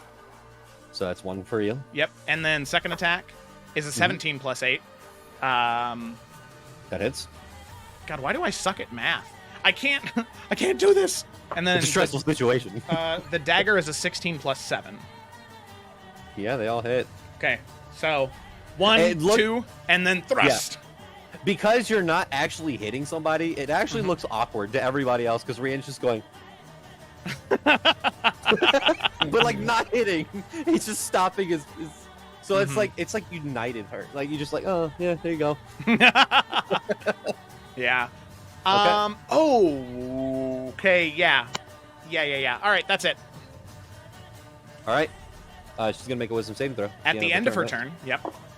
That is a 20 total. Okay, that's 6. Yeah, it's not a very high DC. It's 14. She kind of shakes her head and goes, very good. Mm-hmm. Thank you.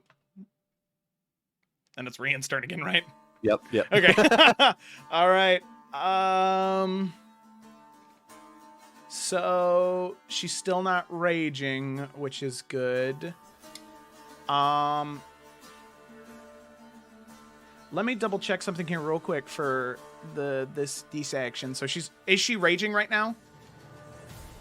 Or did the incapacitated end the rage? Because I think your rage that ends early if you're knocked unconscious, or if your turn ends and you haven't attacked the hostile creature. So she is not raging anymore. Nice, dude. Okay. This might not end. What? No. We're not gonna do that. We're just gonna stick. If it ain't broke, don't fix it. Yep. 2 more attacks and a dagger. The first sword, that's a 10. That's a miss. Second sword, that's a 16, 24. That's a hit. And then dagger, +7. That's a natural 20 for a total of 37. Okay. You are up to 6 hits currently. All right. To her 2. I'm ready to meet God. Here we go. In my turn. On her turn, she brings her sword up again. She is going to not rage at this point. She is going to reckless attack you. Oh, okay. Please do. That is a 26 to hit. Yeah. Another attack. Yeah. Natural 20. Yeah. As she does that, she is going to use that natural 20 to trip you using a maneuver. So you need to make an athletics check against her strength, her athletics. Is athletics or acrobatics? Is it like a choice? Because I know with the shove action, it's an either no. or. This is a maneuver, so it's an athletics versus athletics. Okay, contested +4. Oh, that's a 22. 18 +4. Okay, so she has a superiority dice. That is a 23. Ah, damn it! No. It's okay. You're still up. I'm still up. You haven't been tripped. But she is going to action surge. That's good. That's good. 24 to hit. Yeah. She's going to try to trip you with that one. Okay. So another athletics. Okay. That one's not nearly as good. That's a dirty 20.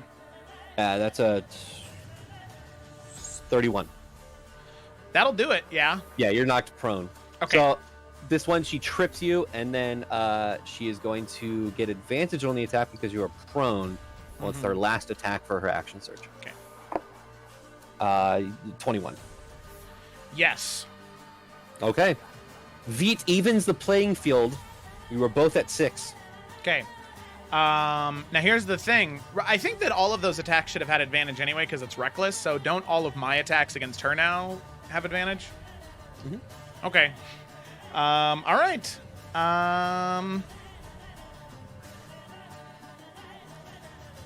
Yeah. Yeah, Rian will do a kip up where he'll just kind of like on his back just jump up using half his movement and then make his 3 attacks. Yeah. Yeah. That is a dirty 20 on the first hit. Okay, that's a hit. Second hit. Oh, that wasn't even with advantage, but so okay. Well, it hit anyway, and we're not doing crits. Anyway. So Yeah. the second one is a another dirty 20, Okay. and then for the dagger. Actually, I'm gonna change the rules. Critical hits will get you 2. So go ahead and roll again. I'm gonna okay. add you another one. I'm gonna add her another one. and that was another natural 20. Let's go. See? That's why we changed the rules. So that brings your score to 11. 11. Okay. Mhm. And then final dagger attack with advantage. That's another natural 20. Okay. I'm so happy. Oh my god, I'm sweating right. I'm actually you can tell. I've never been more nervous for a fight, honestly, and I'm not even going to die. I'm just going to embarrass myself, and that's somehow worse. If I She is going to use a superiority dice to repost. 18 to hit. Yeah. Oh, I can finally use it. Yes. He's going to activate Gideon's shield to boost his AC up to 20. Shit. And All of you see for the first time this shield. Rian sees the attack coming, and he flings his hand, and the shield appears out of these mechanisms that release it. And that means I think you can make an attack. No, contested athletics check for advantage on my next hit, which probably will fail because she's strong and I'm not. But okay, yeah, to see if you knock her off balance. 19. 23. Yeah. Okay. Yeah, I figured, but still, yeah, deflected. Yeah. Very good. Thank you. Rian's definitely. Oh, go ahead. Rian is like mentally working very hard right now and physically, where everybody can tell that even though he's like not getting hit, he's putting more thought and like intensity into this than like any of the fights over the course of their journey to this point, aside from maybe Eldar and Kyrian. So, a couple things. Rian, no inside check needed. You can tell that Veet is having a great time. Oh, nice. She has not broken a sweat. You're not sure if the Vonder can actually sweat, but she is very cool. Vey, you can also tell this. Although it looks as though Rian is on the uphand of this fight, Veet is not looking stressed at all. For sure. Okay. Is that your turn? Yeah. Okay. Yeah. On her turn, you watch as she kind of like tightens up on the hilt of the sword, and you hear something like kind of crack, and you see this energy course through her body, as she is now hasted. Yikes. She is going to reckless attack again. Yeah. Make 2 attacks. That is a natural 20. Okay. Yeah. That's the first one. Okay. She's going to use a superiority dice to try to trip you. Okay. So we're making an athletics check. That's a 24 on my end. Oh wait, sorry. 30 total. Yeah, if it's over 20, it hits. If it's 20 or over, it hits. No, I mean this was to trip you with that attack. Oh, okay. Oh, 30, 4. Well, 8. You are tripped. You have advantage on this. That is 18. Miss! Wait, It's a 20, yeah. Yeah, I thought I'm already... Yeah. Okay, yeah, the shield's still up. I didn't recall it yet. So he's just on the ground and just like... Okay, and then the next attack from her. A billion. 27. Yes. Okay, yep, that's gonna hit you.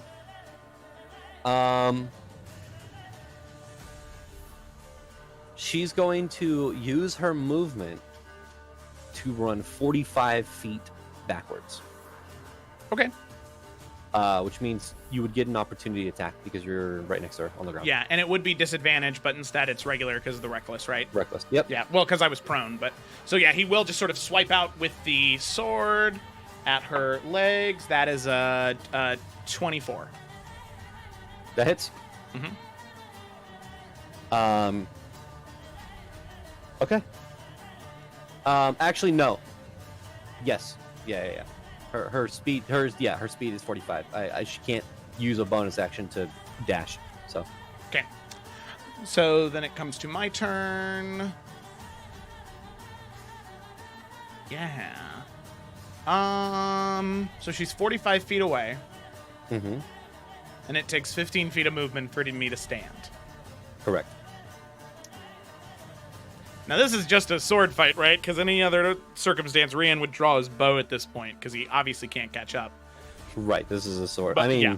Look, if you want to break the rules, No. That's you. No. So Rian, you said there's a tree nearby, right? Yeah. Like that crystalline tree? Okay. It's probably like 15 feet, 10 feet away from you. Okay, yeah. Rian will do a kind of roll, like as he's prone, sort of roll into a stand. And then he will sort of run over towards that tree and just put his back up against it, and then will hold his action to attack should she get closer. Okay. Yeah. Well, yeah, she's 45 feet away. Okay, yeah, so I can't do anything else then. Awesome. Yeah. All right. Let's see. Let me look at something.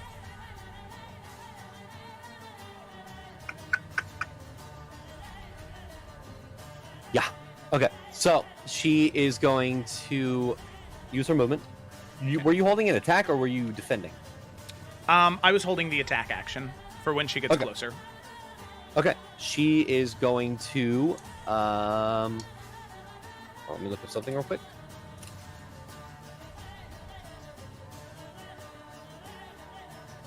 Actually, wait. Let me. Oh wait. I forgot her AC went up because of the haste too. Oh, by what was the thing here?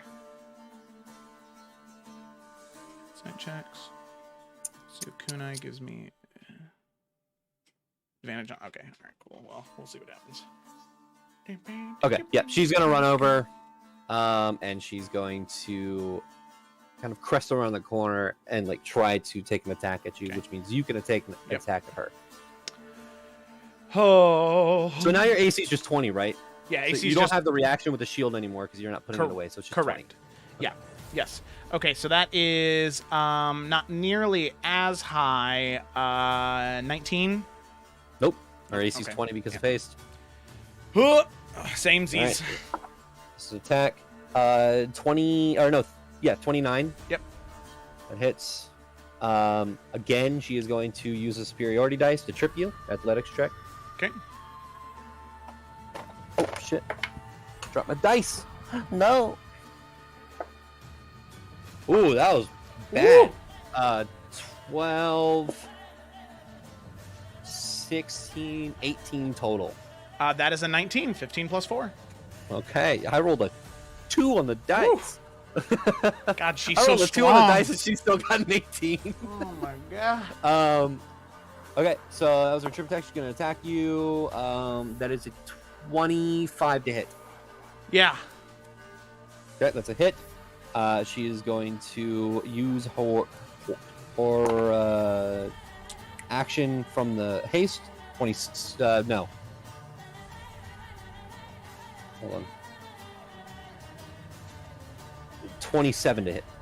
Yes. Okay. That's another hit.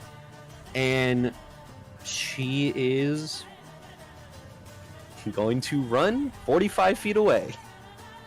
I thought she ran 45 feet towards me. That's right. Never mind. Yeah. Yeah, okay. I was like, Yep. She could use her action that just hit me to run 45 feet away. No. She's good. Okay. You gotta stay here. All right. Well, Rian will. At this point, she was cutting towards him and would stop by the tree. At this point, he's knocked prone. He's going to do the roll and appear, roll around behind her and make the 3 attacks again. That's a 14 plus 8, 22. Hit. That is a 13 plus 8 for 21. Hit. And that is a 19 for a 27 on the dagger. Hit. 26, but yeah. Okay. All right. Her turn. By the way, I've increased the hits because it's going real fast. Okay. That's a 17 hit, so that one That's misses. a miss. Yep.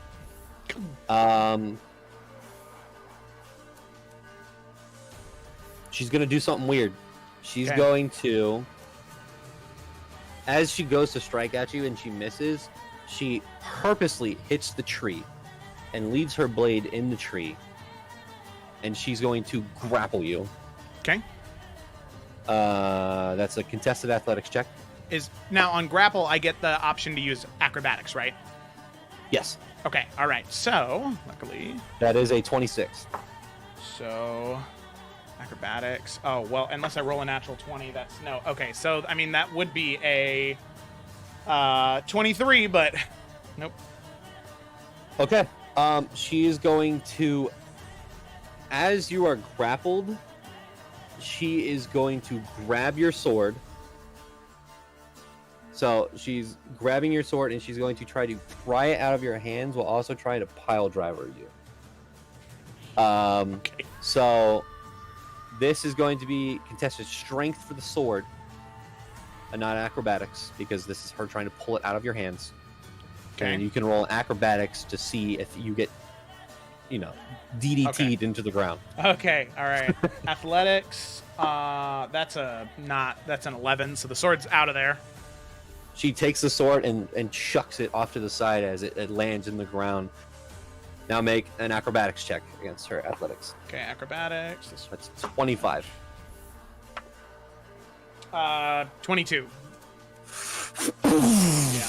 You are planted into the ground as you all see snow kick up to where Rian is. Rian, there's just snow that goes up your nose and like in your face. And she is going to kick off of you and move towards the sword, which is about 20 feet away, and stand right next to it. She's grabbing her sword on the way over. Okay. Yeah, I don't think this changes. So I'm not grappled anymore. So cool. You ran away. No, you're on the ground. Yeah, You you stand on know. the sword. You know what? He's going to, because it's just about hitting. It's not about damage. So he's just gonna stand back up 15 feet, using 15 feet of movement, and then run 15 feet. So he's about 15 feet away from her, right? Okay. Yep. So with that, he still has his dagger on a rope. So because of the amount of dexterity that he has with that, he's going to pretty much bring it around, and he's just going to make his 3 attacks with that. Granted, it will take all 3 charges of the dagger. So he'll make 1, 2, 3, and just sort of as soon as it gets there, he'll whip it back and it'll recoil. Okay. But it's 10 feet normally, but with the Okunai, it's 15 feet. So 15 feet away. So he'll make his 3 attacks. That is a 22. Hit. 10. Miss. And 23. Hit. And on the final one, as he flings it and brings it back, the rope snaps. As Actually, just for flavor, she catches it and like wraps it around her arm and then pulls, Oh. and it snaps. Yeah, okay. Yeah, sure. Okay. By the way, the score, I will let you know, is 14 Veet, Oh, no. 19 Rian. Oh, shit. Oh, shit. Woo. You are sweating profusely. Yeah. You've never had a fight like this before. And you can tell Veet is just having a blast. Oh, yeah, Rian's having Vay, fun, again. too, also. Vay, you can see that your mother has moved into... She's having a blast, but she realizes that she's losing. So she's moved into kind of serious mode. Oh, no. Now that you are unarmed with both of your weapons, Yeah. Got the shield out. Got the shield. she places the sword down, Uh-huh. grabs her blade, and Okay. runs towards you. Okay. Okay. Okay. Reckless. Okay. That's a natural 20. Okay. That's 1 attack. Second Okay. attack. That's a 22. Yeah, just barely. That hits. Third attack. Another natural 20. Woo. Okay.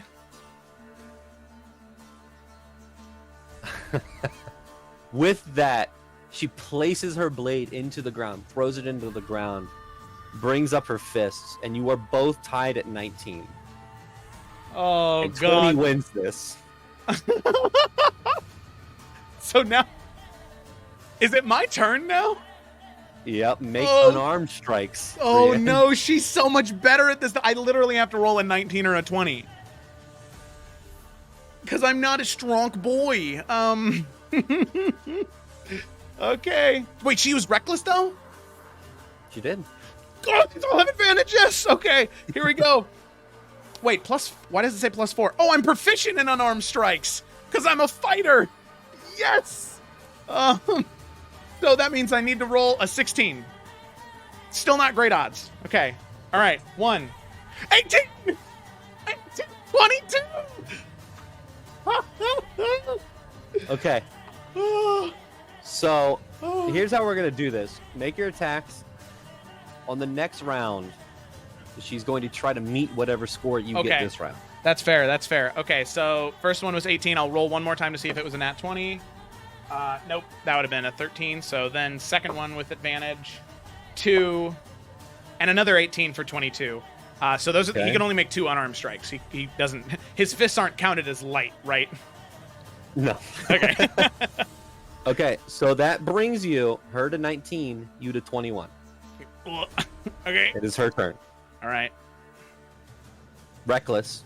She has 3 attacks. Okay. Rian's just gonna duck behind the shield.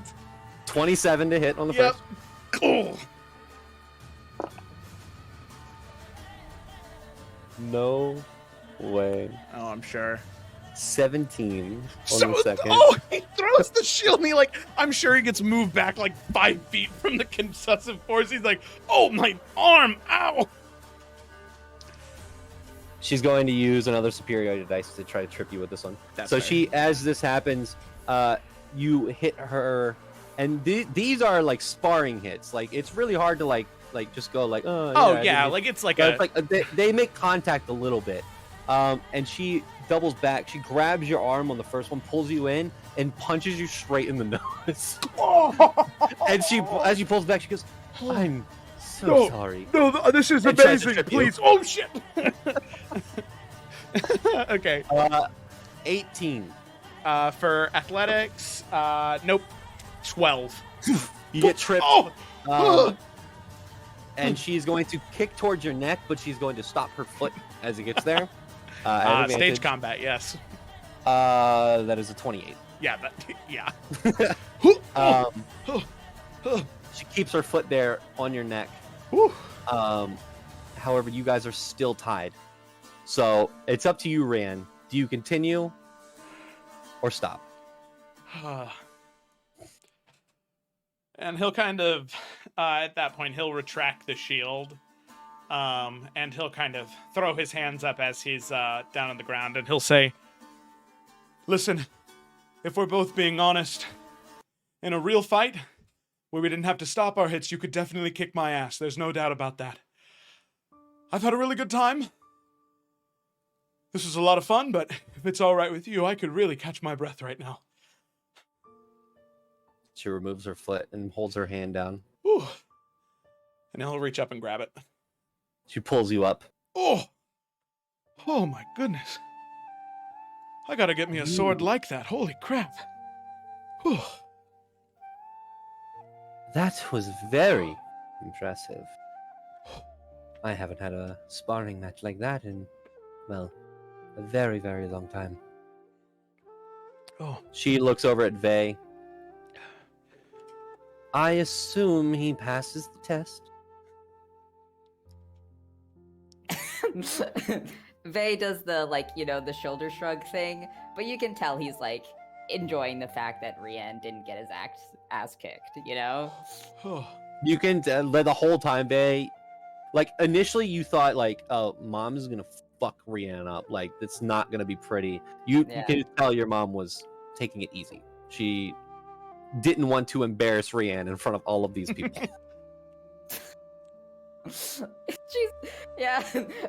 Vey's glad. No, yeah, he looks fairly impartial in this. He's also man, if I go either way, it's bad. My friends are gonna be mad at me, or my mom's gonna be mad at me. So he's very much yeah, good job, guys. Thumbs up. She looks over to Rian. Well, she goes over and picks up Rian's sword and kind of twirls it and hands it towards him with the hilt side. Thank you. And he'll sheath it. Also hands the dagger and says, we can fix this. It seems that twine you were using to keep that blade on there was a little flimsy. Don't worry, I'll replace it. Thank you. I very much appreciate it. It's the best I could come up with on a limited time and limited resources, but I graciously accept the help. She picks up her blade and walks over to the sheath that is kind of it's this it has some I don't know what the word is. It's kind of sticking in the ground. She kind of just sheathes her blade. And she says, "Who taught you how to fight, if I may ask?" Well, I hate to admit, but for the most part, I'm primarily self-taught. Really? It's a odd situation, but I taught most of this to myself just based off of some books I was given as a child. And maybe, I think, 5 or 6 years ago, I was practicing in the back of a tavern, and there was a woman who approached and offered to help. She knew the sword forms better than I did, and she helped clean everything up, and I got better. And even though there are some people who think I could probably move on from the sword thing by now, I like to think that I always have new things to learn, as demonstrated today. We are currently and constantly learning. I had a lot of fun. You almost beat me. It hasn't happened in a very, very long time. Well, almost the operative word there, right? Exactly. Well, thank you very much for this opportunity and the assistance and ability to learn something myself. Of course. Now I feel a little more comfortable, and keyword, little more comfortable sending my son off with you all.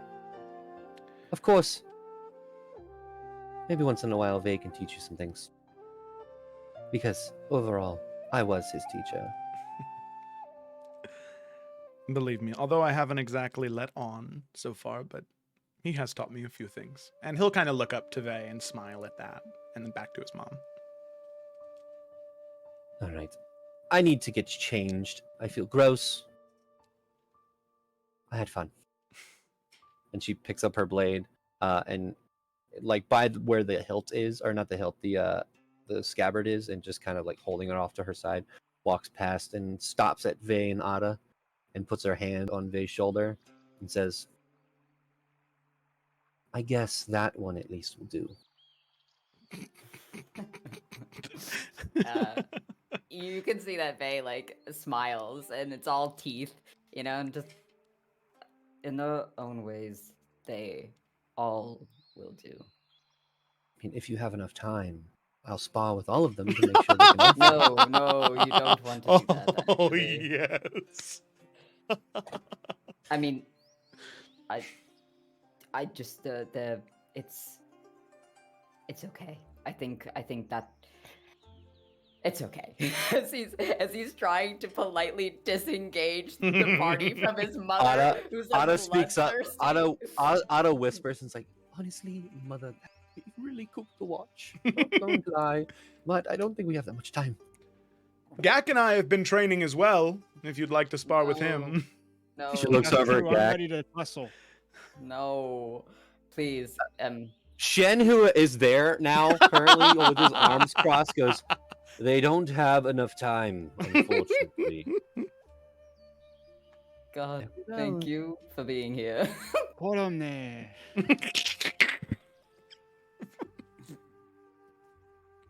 You know what? I'm just going to walk away. I felt good, and then kind of not now, but it's okay. You're going to be fine. Vay, just your friend can learn a couple of things. Just one thing. Yes. All right. It's okay. As he does the thing where he kind of gives his mom a hug, like to be like diffuse the situation. Yeah, and you can then tell she's kind of going into like when your mother comes over your house and they just start like criticizing everything about where you live. Yeah. She's kind of going into that motion of like, well, Yeah. I mean, he could, move his foot Yeah. just right a little faster. Like, and she walks off, leaving. As she walks off, Shen turns around and walks with her. Fair at this point returns. So we don't need a healer. And she has one of the clerics from the court of healers with her. Other than her accidentally hitting him in the nose, actually, Pretty good. I'm very sorry. You can head back. Apparently, nothing happened. And the healer just looks at her and goes, "Yes, ma'am." And he turns around and walks out, and Vare just like, eh. And she just kind of walks off, leaving Gak, Yursa, Rian, Ada, and Vey in the courtyard. And Ada looks over to you, Vey, and goes, "I'm going to go get ready. I assume we're going to be heading out tomorrow. I have a couple things I need to get. I'll talk to you later." All right. Yes, tomorrow sounds great. Yeah. All right. Okay. And you can tell that Vey looks very frazzled by this entire interaction. Ada looks and smiles at the rest of the party and leaving you all there. Rian, Ursa, Gak, and Vey, you are in the courtyard. Basil, I will say that at this point, you have made your way. You've kind of followed behind Vare and the healer a little bit. So you were like 5 minutes behind, or a couple minutes behind, and you watch the healer walk out past you on the staircase leading to the castle. And you're like, well, that was fast. And then you walk in. As you walk into the castle, you were let in, obviously. You can see Shen and Veet walking past, and they go, "Oh, hello. Your friends are at the courtyard. Oh, thank you. I left your friend Rian in one piece." As they just walk off, and with that knowledge, you're like, "What? What does that mean?" And they're gone. I'm surprised. And then you keep walking. Vare Yeah. walks past you. She says hi. Ada walks past you. He grimaces towards you, and then eventually you make your way to where the party is in the courtyard, and they're kind of looking at each other like with this. Actually, what's the vibe that Basil walks into as after this just happened with Rian? She was scared to fight me.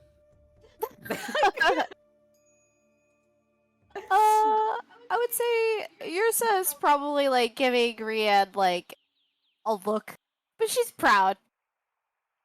She'll get some lay. Okay, all right. Well, don't take that look the wrong way, okay, buddy? No, What did he do wrong? no, not like a bad look. By any means. No, she would probably just like Okay, never mind. Yursa doesn't look at Rian at all. Oh. Poor guy. Rian, why is your face beaten? What? It's just a little, and it's just like a little like blood trickle down his nose. It's not that bad. It's the only hit she.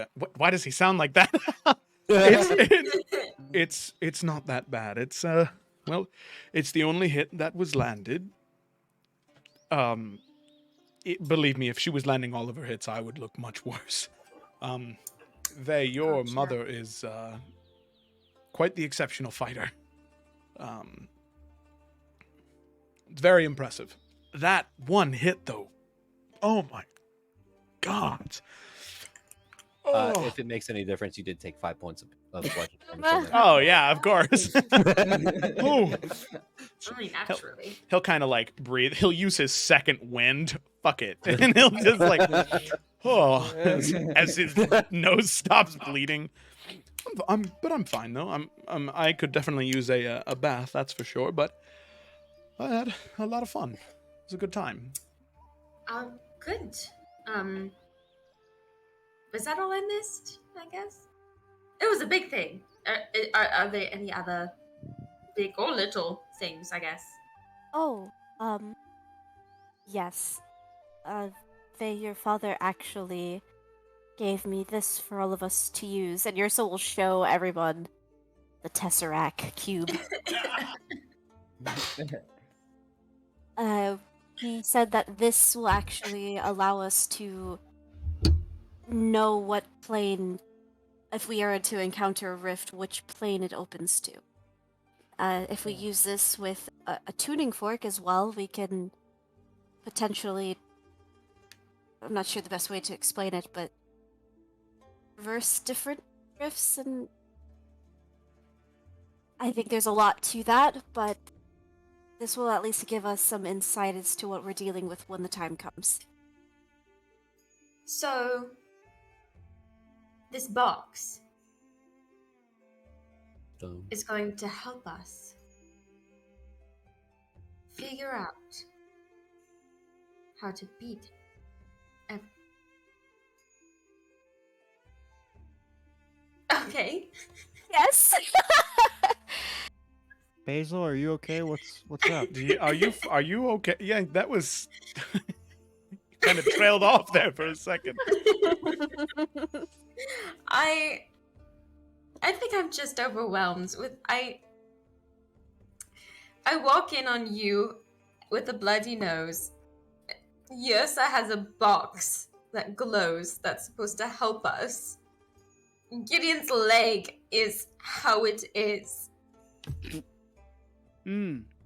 And what next? Well, next we're going to talk to a dragon about your slowly decaying garden. And then we Remember have a the party ooze? with vampires, Rianne. I know, it's very exciting, the life we lead, yes. But you know what? We're strong. We'll get through it. We won't succumb to insanity, okay? Basil, would you like a hug? You know what? Yes, I would like a hug. Thank you. And she'll come over and she'll give Basil a big old hug. Yursa, I have a question. Well, I guess now I have two questions. One, can I also have a hug? You absolutely may have a hug, and she will hug Thank back. you. Okay, but so the first question that I was gonna ask, Yes. so about the stone box we have, are we allowed to use any type of fork, or Well- just ones for tuna? Well, actually, good question. A tuning fork. Actually, it's it's like almost like a musical instrument, if you will. Mm, You know, and you tap it on something, and you can hear the vibrations. like the spoons. Yeah, like the spoons. Actually, that's not a bad comparison at all. But it's fork. I could play the spoons. You know what? I think that would be the most entertaining thing I've seen. Hmm. Perhaps you should play some spoons for us at dinner today. I think I will, and judging by the growl that Faye just did, I think he's excited. You can see that Vay is already starting to back away from the group, and he's like, I will leave you here, and you'll all have to find your way to someone who knows what's going on in this place. I will say, you you would have seen, even Rianne behind Gag was like, no. No. Here's just smiles. Well, Don't make me remove the spoons from the house. It's going to make eating soup really, really, really difficult. If you don't think I don't have a couple spoons on me, you're dead wrong. It's a traveling spoon artist. I don't know what to do All right, with goodbye. that or Have this a good day. conversation. Yes, Vay, would you mind? I'd actually like to come with you for once. Remember to meet in the library. Yes, meet in the library. You got it. So Rian's going to leave that and go away with Vay. I think Jesus Christ. at this point, I think it's a good place for us to take our break. Yes. Before we come back and figure out what the party's doing before the departure into the Whitecrest Mountains. And the departure's in the morning, right? It is. Good. So when we come back during the break, if you want to figure out maybe what your characters want to do with the rest of the day. I got three cool. things. So everyone come back at... It's 10:57 for me. This is a weird time. So 11:02. Come back at 02. 02, 5 minutes. You got it. Okay. I'll be there. All right. Okay. We'll be back during the break. Tuna fork.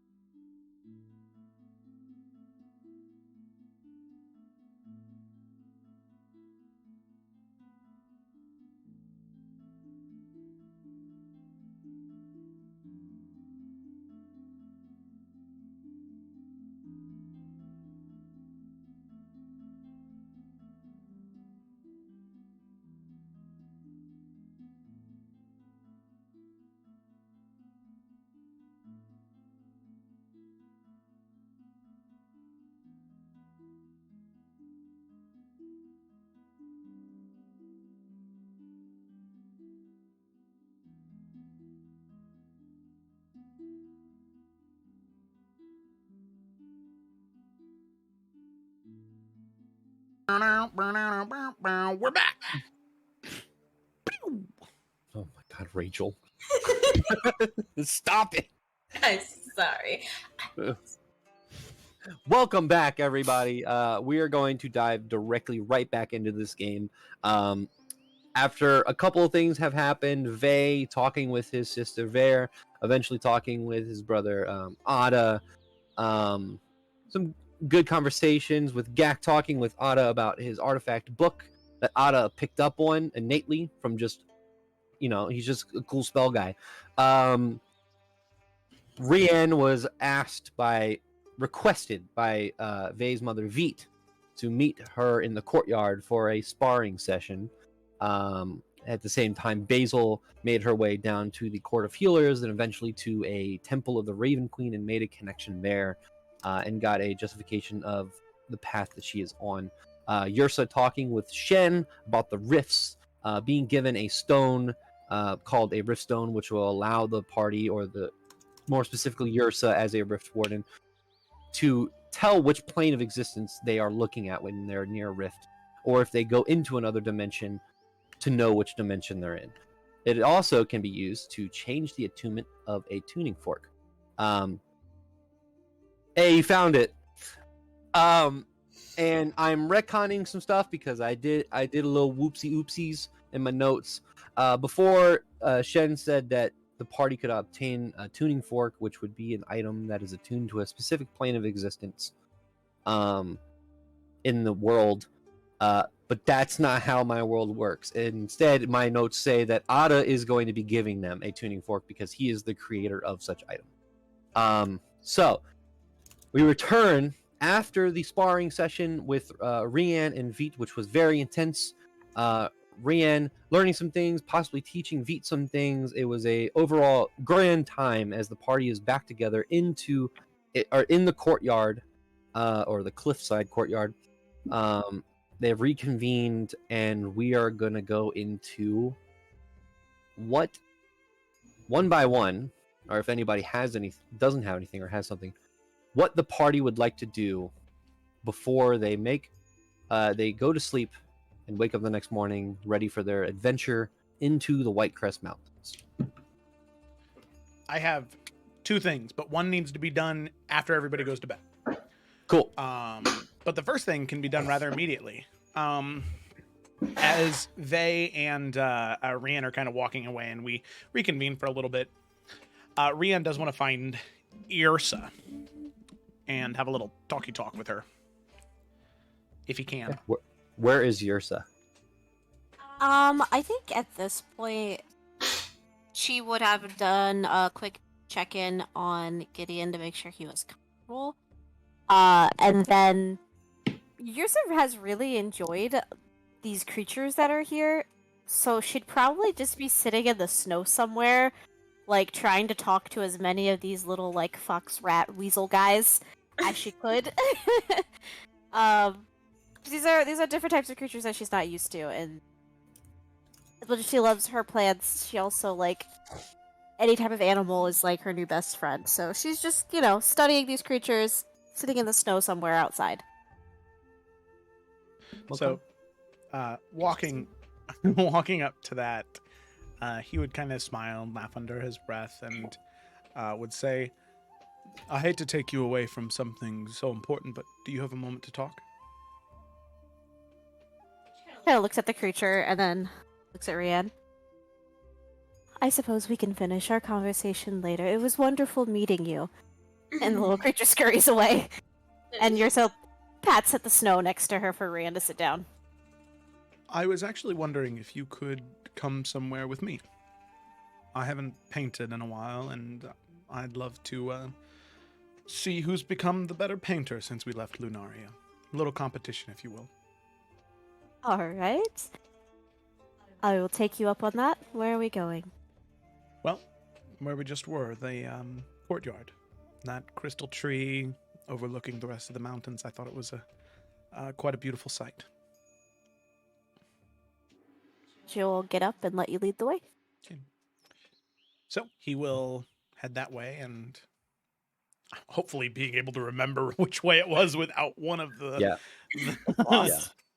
At this point, you all have traveled in and out of the castle so many times. The guards let you in. And now that you know where the courtyard is and you kind of, at least the first level of the castle, you've been around most of it. You walk straight to the courtyard. You sit down on the benches that are now pulled back to where they were supposed to be, and begin to paint. And for this, I will make both of you make performance checks with advantage. Oh. Adding your proficiency bonus on top. Swag money. Most beautiful Bob Ross who? Okay, yeah, let's see. Who's the Bob Ross here? Well, I already rolled a 15, so I'm off to a great start. Okay, so that's 19 for yours. That is that is a 19 for Rian as well. Okay. Nice. And as you all are painting, you could conversate if you would like. So, this conversation, I wish it was just about who's become the better painter since we left, but it is about something a little more. Something I brought up to you when we were in Woolbrook. Ever since we had that conversation, I've been thinking more and more about listening to the world around me, to nature and the elements and the noises that it makes, trying to hear those voices. And I didn't know which way that would push me or pull me in until earlier today. And he'll take a brief moment to kind of wash his brush from the color that he was using and thoughtfully pick a different one to continue the painting.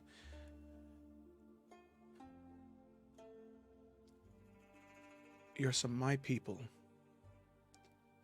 They made that sacrifice. They chose to throw themselves into the abyss to give other people a chance.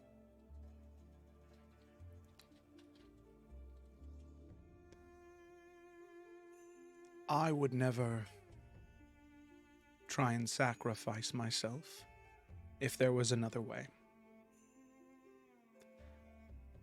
I finally have a reason to live, to move, to go.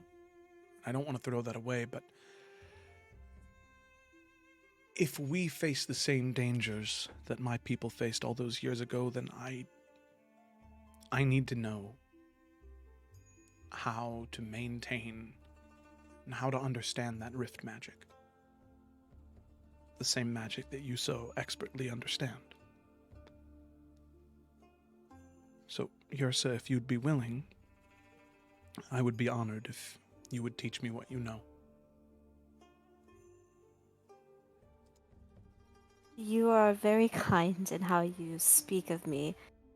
I hardly consider myself an expert, but I have spent a long time, if not my entire life, at least figuring out how our rift in Lunaria works, and now it seems as though this knowledge will be extremely useful in the days to come. Of course, I will help you. You didn't even have to ask. Oh, I thought it was polite. I will say, one of the biggest lessons that I've had to learn in regards to this magic, whether it's directly related to the rift or just listening to the world around me, is that, and you will learn this, Rian, it is a relationship. You can't just pull and pull. You have to give as well. It has to go both ways, and maybe that's why there's a connection on both ends of the rift. There's someone here in this plane and another connection on the other. It has to balance. We can only take so much without giving up a little of ourselves. Right? It's like with Basil in her garden. She wants to gather crops from it, plant flowers, but in order for her to be able to take those items, she has to water it. She has to nurture and care for it. That's how the relationship with this magic works. You have to be careful that you don't take too much without giving enough of yourself. Does that make sense? It does. I can't believe I hadn't seen it before, but it's very similar to the way that I fight. If you continue to aggress and push and push and push, eventually you'll slip up. You'll run out of stamina or energy. A good fighter knows when to push and when to pull, falling into that motion.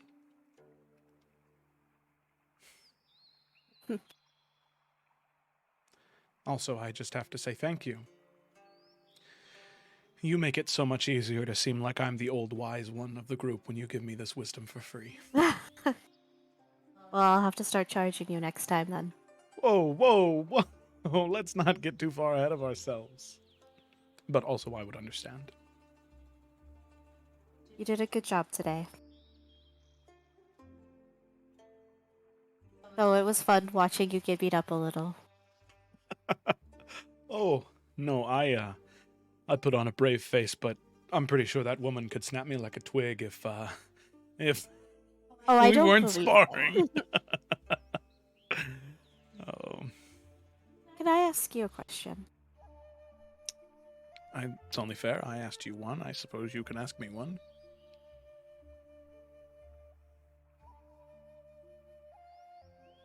You see, she's like looking off into the distance, really like trying to find the right words, I think.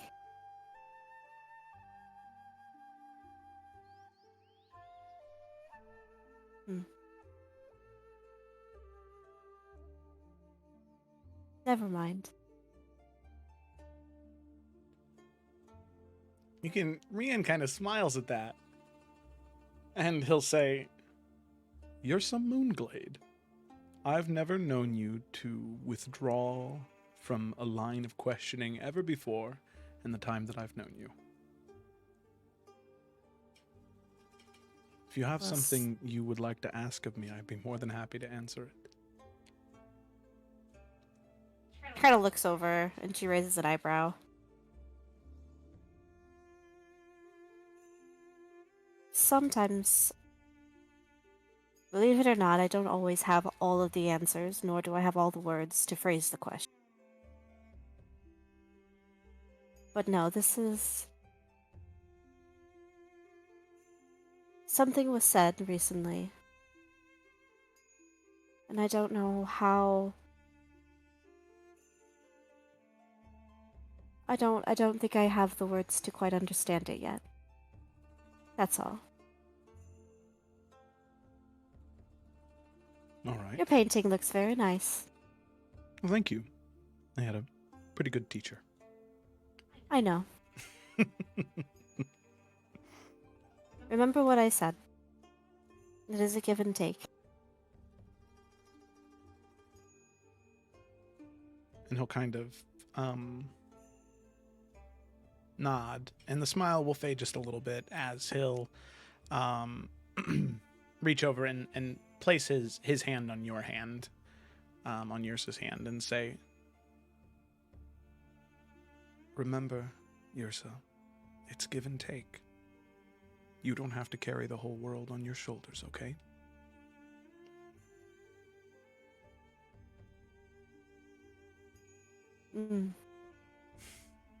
Thank you. You're welcome. See, this is the only downside to educating me is I'm a fast learner.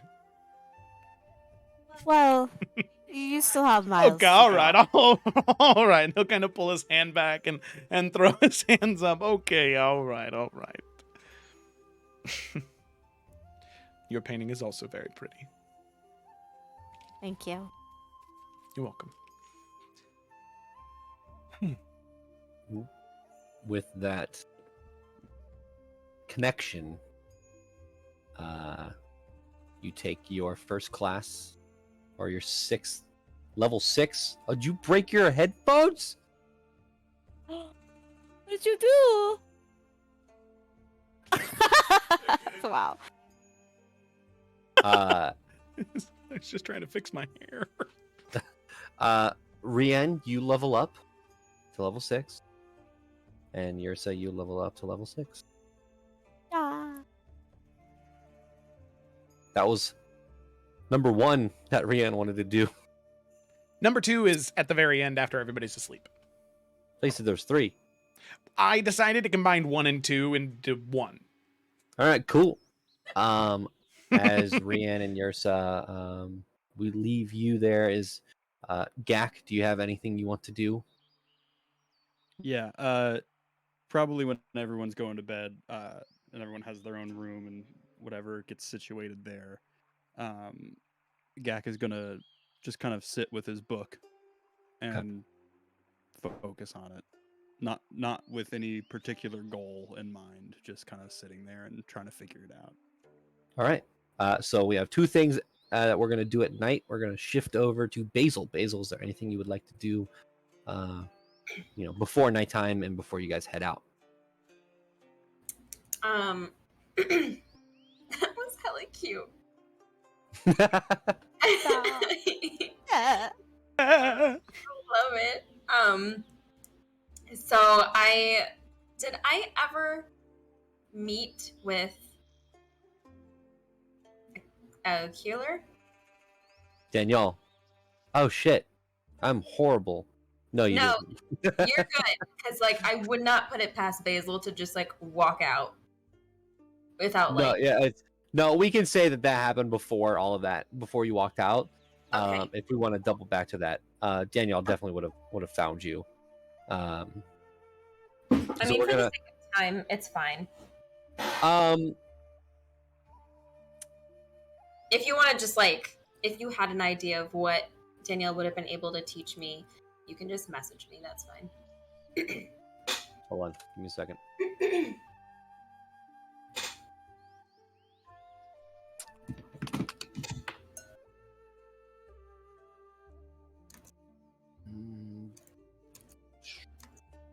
Daniel would have told you that obviously he wouldn't be able to teach you Vonder magic because it's innate in the person themselves and in their who they are.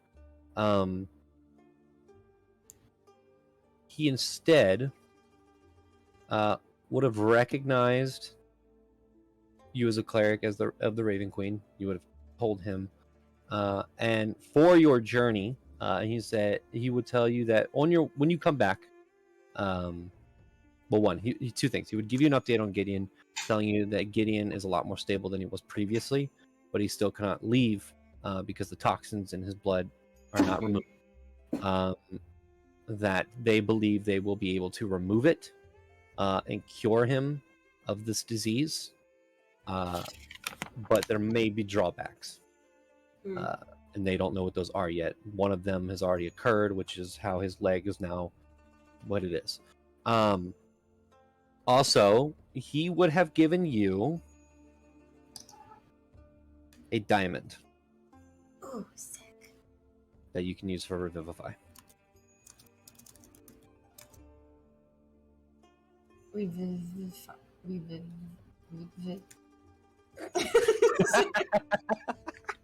There's two V's. There's two I V's in that know, I'm word. trying to spell it.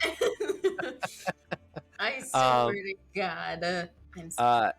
He would have wished you luck on your journey ahead. That rumors have been kind of going down, not knowing exactly what the task is, what you guys are going to do, but there have been rumors that you all are heading out into the Whitecrest Mountains and going north. So he gives you a diamond, and we can say that has been taken care of. You've talked to Danielle. You have an update on Gideon. You feel a lot better. Yeah. Is there anything other Basil would like to do? No, that was just what I was curious about. I think for the most part, she would just be available for anybody if needed, but she would probably spend the rest of the time in the library, probably looking at just like herbalism books, etc. Okay. Make an investigation check.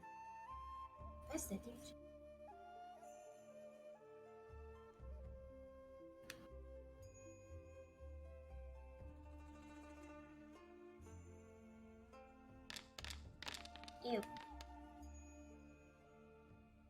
You Did not spend find the thing. you spend a very long time in the library looking through books, and that owl all-seer creature kind of realizes what's going on, like you're looking for things, and it eventually does after about an hour and a half of you searching around, because it didn't really catch on that you were like looking for something specific. It just thought you were looking at books, opening them, and then putting it back. You feel this very weird connection where this creature almost is able to read your thoughts at a moment, and it kind of like turns its head weirdly in the direction of a couple books, and you walk over and you take another 15 minutes looking at it's about 7 to 8 shelves high. There are a couple books in there about is it botany? Is that plant think- shit? Like, yeah, Night, that, correct me. like herbalism. Herbalism. Botany. You can say Or herbalism. I botany, know yeah. words and vocabulary. Those. Do they have those little? Because like 8 shelves up, is that okay? That's really high. Do they have? Do they have those stair things? Or do Yes, like those? they do have helpers- those things that kind of like roll across the shelves. Okay. You can see that there is one just kind of dormant off in the corner. The all-seer owl thing, its head is actually able to extend that high, and if it needs to do anything, it just kind of crawls up and like moves things around. Oh, is it like that thing from Avatar? The Last Airbender? No, you've seen them before. It's well, I guess it is an owl Like a face, but similar the body. concept, like the neck. Yeah, extending. yeah, I guess so. But it's these things. Ah, yes, I do remember that. Well, this one's a lot nicer looking than the other one. The other one was Yeah, that scary. one's creepy. Okay. Okay. But I will yeah, you're able to find spend the rest some of my books time, around. just reading it. Yep. Them. Okay. Yursa, is there anything you would like to do before? I think she would just want to, like I said, make a second little painting to give to Gideon. Very abstract painting of the rest of the party. Kind of have something to remember us by. Mhm.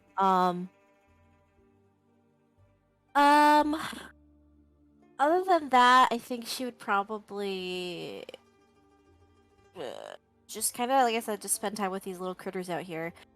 Like I said, she's been very introspective ever since her goodbyes with Gideon, and so she's just kind of taking that time for herself, and also kind of unpacking our Tesseract that we were in. Eventually, at some point during this day, Ada would find you and say, "My father sometimes is very forgetful, and he forgot to tell me that he told you about the thing that I made.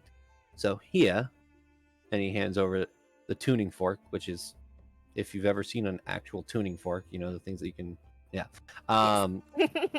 And he looks to you and says, "This one is not currently attuned to anything. You can use the Riftstone that he gave you to attune it to a plane of existence. Well, that's up to your discretion. This will allow you to travel the planes once per day to a plane that you know." As he gives it over, it is in the homebrew items, the planar tuning fork. Once per long rest, I'm going to change a little bit of it. Once per long rest, when you are near a rift, you can cast the spell Plane Shift. Oh, wow. Wild. Got it. Which basically, if you don't know what the Plane Shift is up to 8 willing creatures can teleport to another plane of existence. So, he would hand you that, head off, and if there's not anything else, we will move to Vey. Vey, are you doing anything before the party goes to bed and sends off the next day? He's going to resummon Kova before, so he can, not have to do that tomorrow. And yeah, I think he's just kind of going through his stuff, reorganizing, kind of figuring out what he wants to leave behind, keep. But he's just having a quiet night. Okay. While you were reorganizing and doing things and kind of getting things together, ready for your trip, you hear a knock on your bedroom door. Yeah, he would go open it. As you open it, you see on the other side Ada, as he looks to you and says, "You have a moment." For you always. And he'll open the door wider and motion in. "I don't think I told you, and if I did, well, I'm going to say it again. I am very happy that you're back. I'm happy to see you." I'm glad to be back. I'm sad it's so short. Well, good thing is that I'm going to be traveling with you for a couple more days. So Right. Yes. you won't That's have to not ride going into to the be sunset watching me watch you go. Well, yes. Also, I'm stressed about that. Because, you're so soft and squishy, and Rude? I'm not being rude. I'm being blunt, maybe, but not rude. If anything were to happen to you, I would be upset. So, Well, it goes both ways, Vey. If anything would happen to you, I'd be upset. But, and he kind of like pokes your shoulder, nothing's going to happen to us. all right. I am also choosing to believe in that delusion. I mean, nice, positive thinking. All right. Okay. It's all good. Did you need something? No, just wanted to talk. I just missed you is all. I just wanted to know if you need any help with anything or anything from me before we set out tomorrow. Well, actually, that's a lie. And he pulls out from behind his back, which, again, he has no pockets either. And you just kind of see a flash behind his back as it looks like he pulled something out of a pocket, but he just materialized it in his hands. He gives you a very slick, kind of close to the person bag that has a lot of filigree and not engravings, but the design on it is very snowy, very Vonder, lots of snowflakes, and he says, "I'll be traveling with one of these. You know, the common folk out there, I've taken some trips. They designed and created these things. I love them. This is what they call a bag of holding."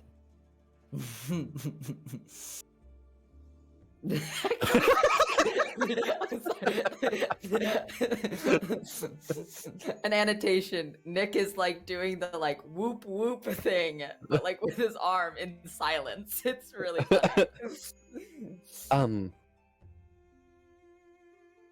I found it very useful and thought maybe you could use it on your way. It holds quite a lot. Of course, I understand if you would like to decline. I know I spoil you and give you quite a lot of things and bother you and You don't bother me. You don't bother me. And he'd take it very gently and just thank you. As always. You don't bother me. I'm sorry. This is just a lot. A lot. I understand. But you are part of the Silver Child family, and well, of course, we are destined for greatness and all that. We are who we are. And if there's something about our family is that we are always busy. Right. I just,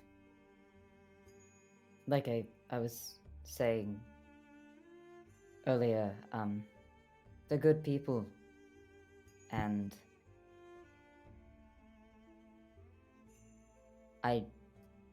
they're not like us. They're not like us at all, and I just wonder what will happen to them.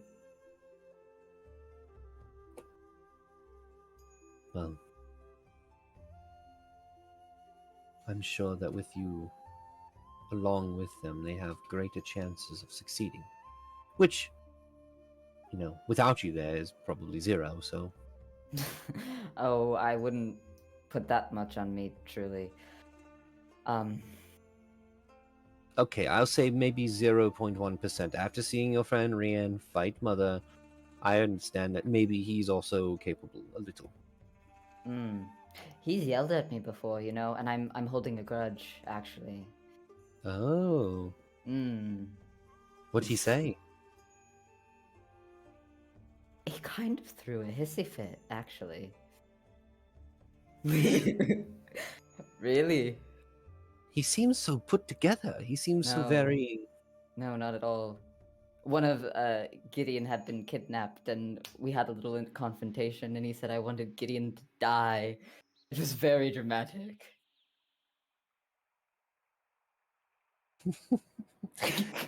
It is hilarious to me to hear the stories from you in your travels.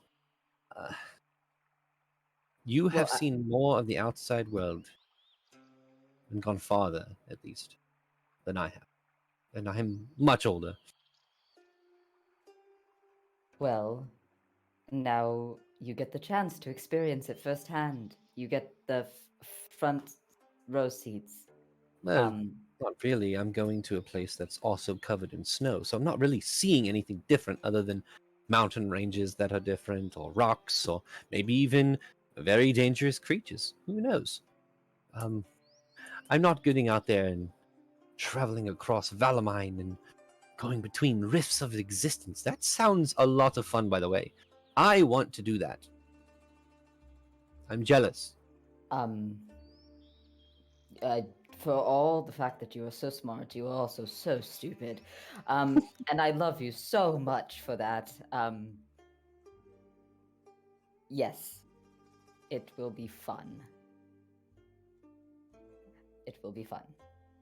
I mean, look, much more fun than having to take up the mantle of Riftward and stay here the rest of my life to protect it.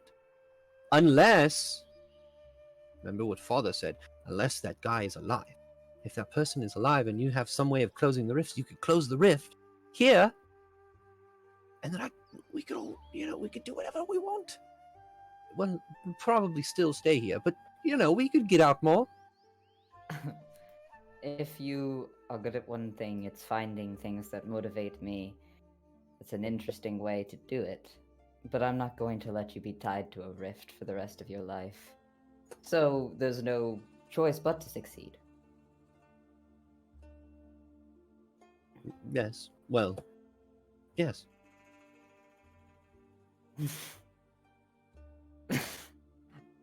Yes. If not for the world, I will do it for you. You've done a lot for me, Vey. And I am grateful every day. And I'm happy to do it. What is family for?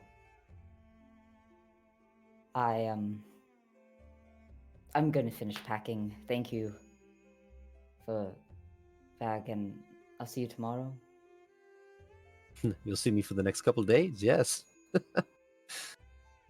He grabs your hand and says, we're going to do this. We are Silver Childs, and we do not fail. I don't make this the first one. No. I'm not going to be the one to break a long, long tradition. We will do this. And he goes in for a hug. And as he hugs you, Vey, you can feel the oath that you made Tada strengthen, and you level up. Woo! That's so exciting. Aww. That's so thematic for aura protection. That's so cute. Oh. And Ada turns around, kind of pats you in the face a little bit, and then walks out. Obviously, you can add a bag of holding to your inventory. Yes! Woo! Can we clip that? All three of us at the top row, just. God. With that, if there's nothing anyone else would like to do, we are going to get to the knights. And we're starting with Gak. Gak. Everyone has their own room, by the way. You're in a massive castle. You are staying here for the night, should you choose. Unless you want to go down and stay at one of the taverns or, one of the various places you can sleep. You can stay in the castle. And the rooms in this castle are very comfortable. And that being that each one of these rooms has a fire going already. The beds are queen size, if I want to put it in terms like that. They are...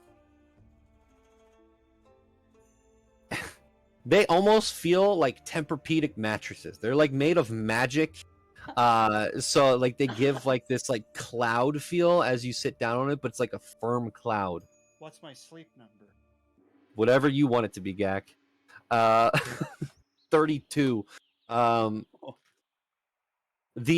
These rooms are arched to the top.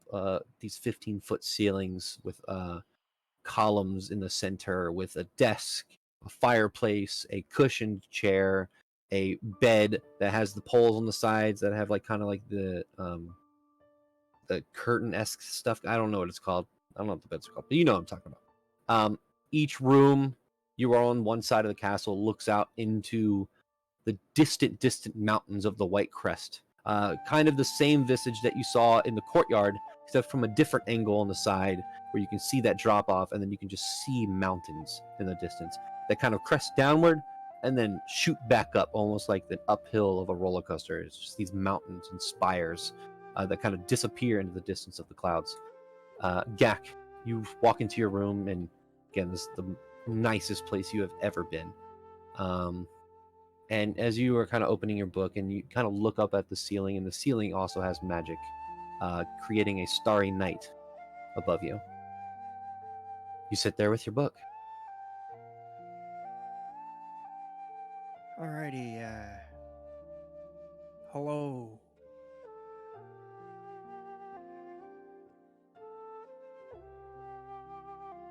You see words written out. Hello. I thought for a second you were gonna ghost me. That was gonna suck. Books don't have emotions, so it doesn't laugh.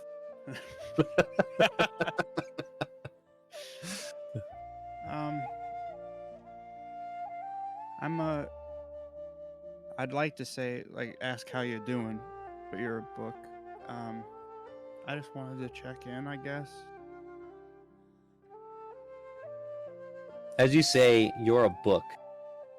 Written out is, I'm a person. Okay, let's run it back then. Could you give me a little bit of clarification on that? Okay.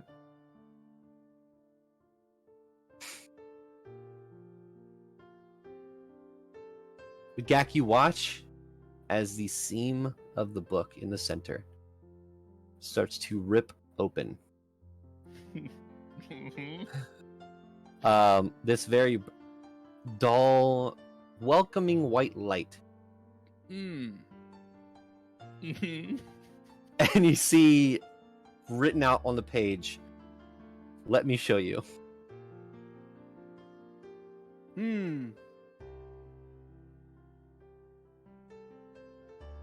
And you go unconscious. Okay. Instead, You leveled down. To 0. You're dead. let's see.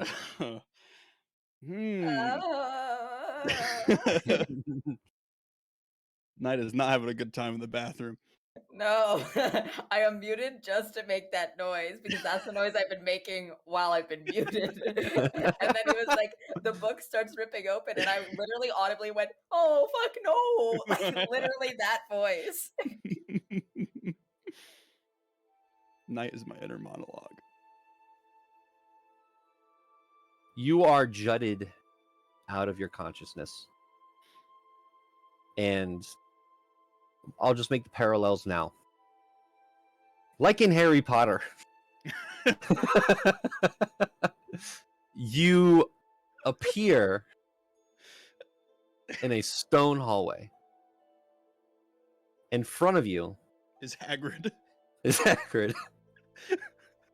Welcome to Hogwarts. I'll just make you might notice some parallels. Like, I'm just gonna say it now. The book split open. You fucking went in. Like, Did you Just put get your out of the name way. in the goblet of fire? You're a oh, I hate you.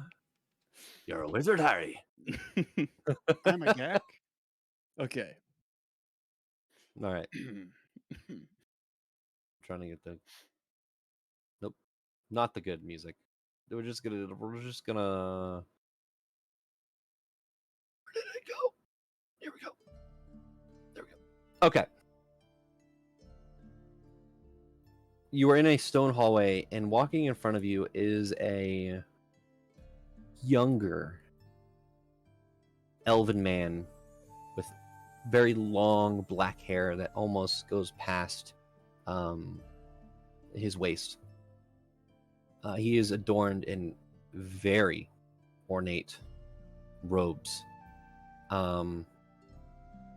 And walking down, you can see people are parting away from where he is walking. And he talks to some people. You can't really understand exactly what he's saying. But these people that he's talking to look important. And then he walks through a door, and you continue to follow. And you see a large floating staircase that kind of spirals up into what looks like a circular room, like a tower. And he starts to walk up these stairs that are not connected. They are just floating stones as he walks up the staircase. Do you follow? Yes. Okay. You keep your distance, but as he walks up, he goes into a large study area that almost has this this telescope that looks out of the dome of the top of the tower. There's a large table in the center. Off to the side, there's a large section of just plants, and on another side is books. And he kind of pulls out a chair, sits down, and what you can see in front of you is, again, this elven man with very chiseled features, bright purple eyes. As he sits there and opens a familiar book and starts writing in it. And you can see he's writing arcane sigils. And you can hear, which you have not heard this entire time, the voices just muffles. You can hear him just kind of thinking to himself and saying, that was unsuccessful today. I have to work on that spell tomorrow. I think Lord Illidan is going to be very, very happy about the things we are accomplishing. We are very, very close. Very close. And he turns to the next page and starts writing out. And you can see, as he finishes up this arcane sigil, he clasps the book and pulls his hands upward, and the sigils remove themselves from the page, and he thrusts them out, and it creates a almost hologram of a large city sitting on top of a mountain. And he kind of stands up and starts looking around it and says, if we could put one here, and he starts pointing to places in the city. Here, we could put one there. It'd be enough. Be enough. Gods have given us power. It's time to exaggerate that power. Do not wait to show Lord Illidan our findings. And he grabs the hologram and kind of pulls it in and thrusts it back into the book. As he closes the book, you can see that there's a name scrawled across it. Well, a word. And you can read this word. It says Shaper. As he picks up the book and starts making his way down the tower, you are thrust into another memory. And you can tell that these are memories. You are now at the outside of this city, and let's see. Sorry. You can hear rumbles and the breaking of stone, and you see this individual who looks much older, but still has that aura about him, still noble, still holding himself in high regard. There are these horrible, horrible bestial creatures that are running at him. And if you look past them, you can see very similar creatures to what you recently fought. These large hulking apes that are taking people, picking them up and throwing them across. You can see bursts of lightning and arcane fire in the distance, and you can see this large city on top of a mountain.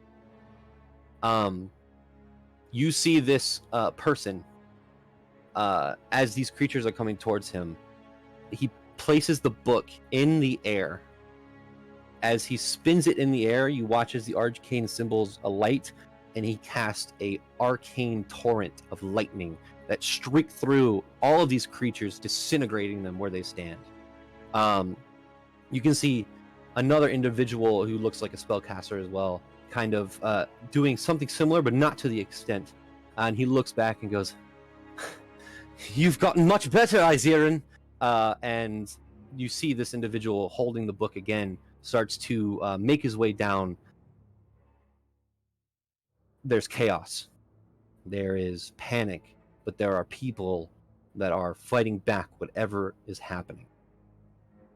Make a perception check with advantage, Gak. Okay. Okay. Click advantage, and then boom.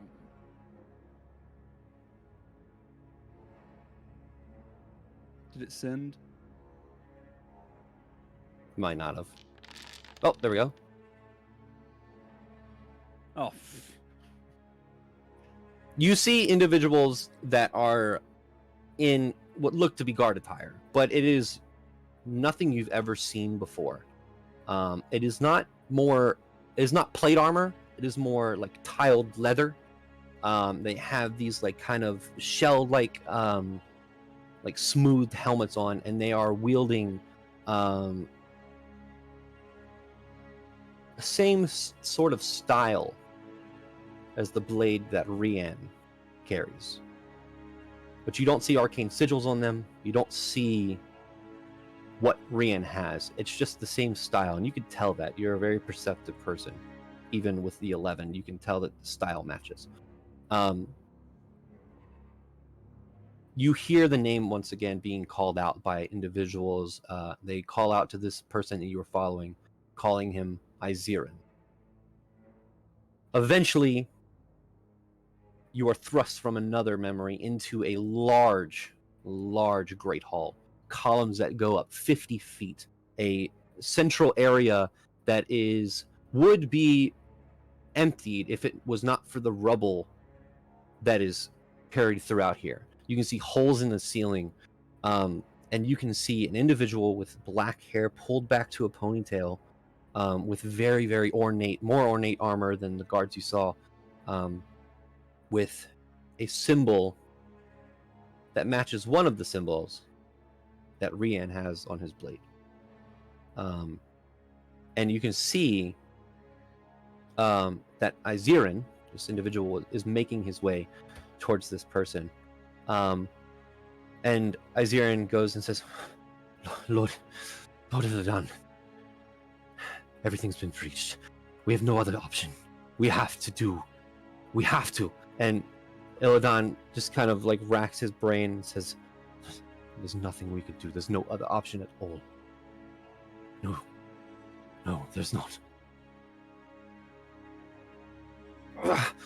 Fine, do it!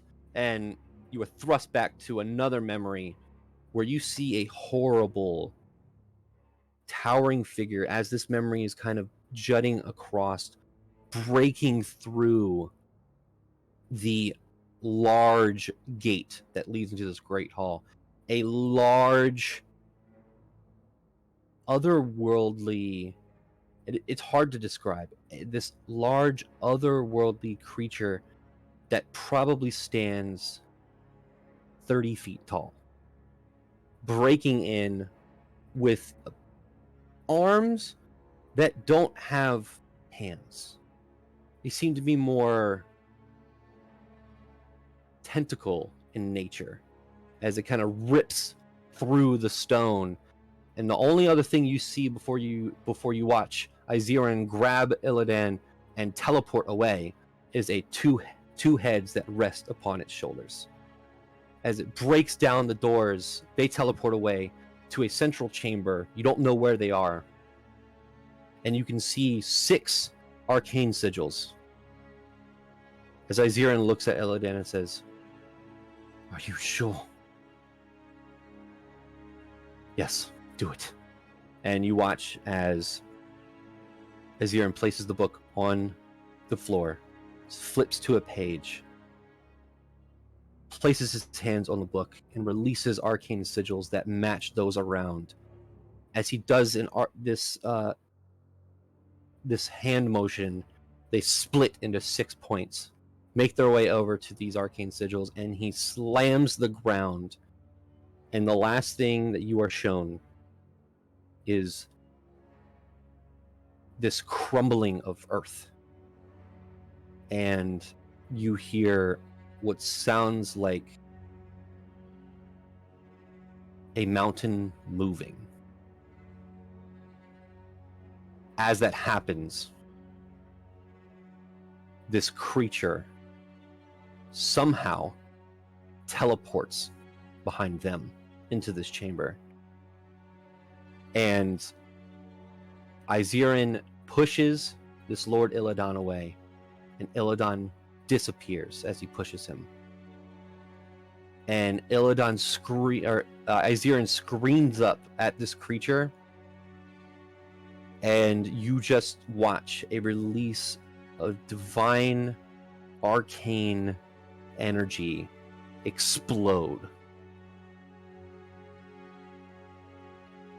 Your vision kind of fades back, and you watch as this city rises up and disappears, but as like a black hole caving into itself, and then a large shockwave. And you watch as anything that was left behind is thrown across, if not destroyed, the entire continent of Syria. And you can just so faintly see, as your vision fades out, this book fly shunted across the continent.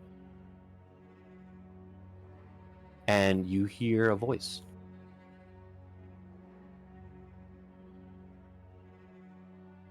"I am Izeran. You, Gak, carry on our legacy." And you're jolted back into your consciousness, back into the room, and the pages and words fade.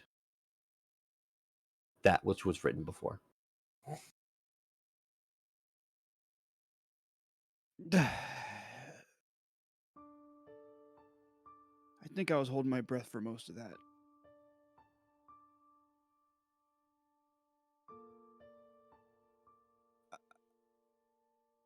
Chip, did you see any of that?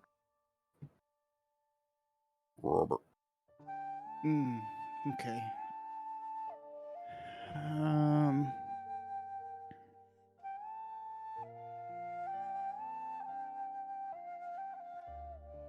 I'm gonna go to bed.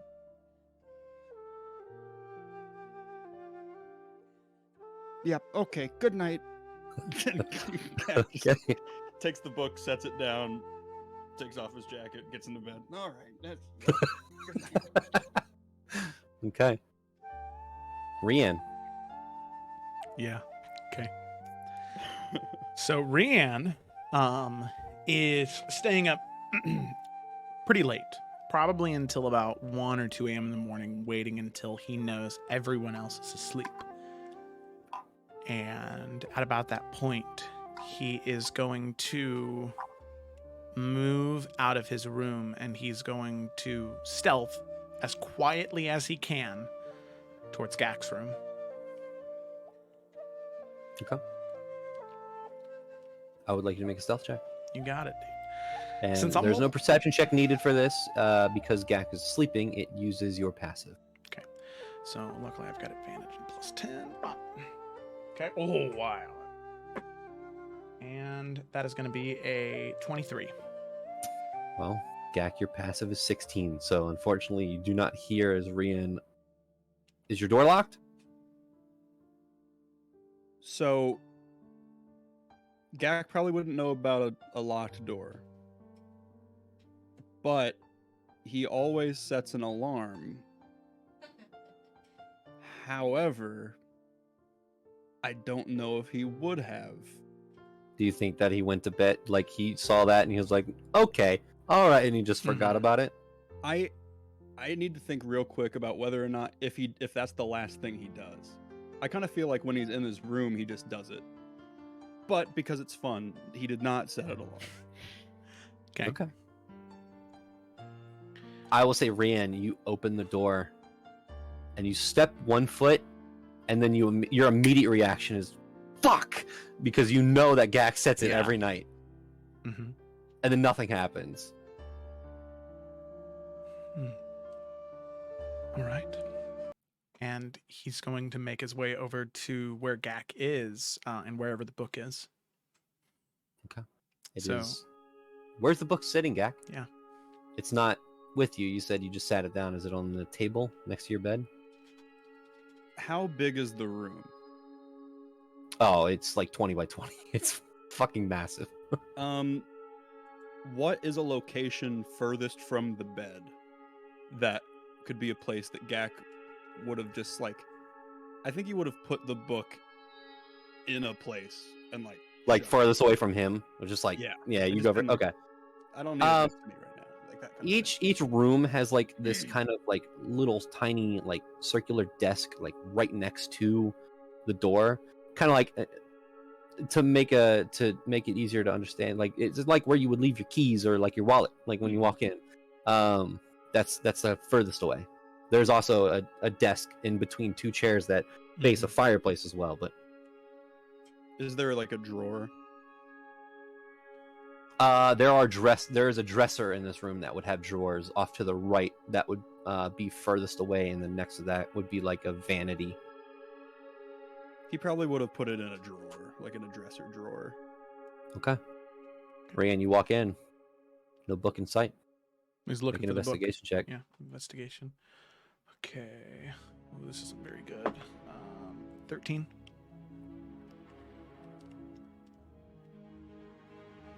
I will say this is not a matter of this isn't a matter of like looking around and be like, that's where the book is. This is a matter of how much time you're spending looking for the book. Yeah. So with a 13, it's going to take you about 20 minutes to find this book, which means you're going to need to make another stealth check. 22. Okay. You opening, no book. Looking around, you even look where Gak is, no book, and eventually you open a drawer and you see a very plain leather-backed book. He's going to gently grab it and shut the drawer and head out into the hallway with the book. Okay. You head out to the hallway. Okay. He is going to, while in the hallway, gently shutting Gak's door, he's going to open the book, and while staring at like 2 blank pages, he is going to draw the sword, and he's going to say, "You called that abyssal landscape home. I know you can talk. Which is it? Do you call the abyss your home, or that city? Do you recognize this blade?" Make an intimidation check. Cool. Okay. Oh, my dice. Oh, my dice. Okay, that's a 14 plus 0. 14.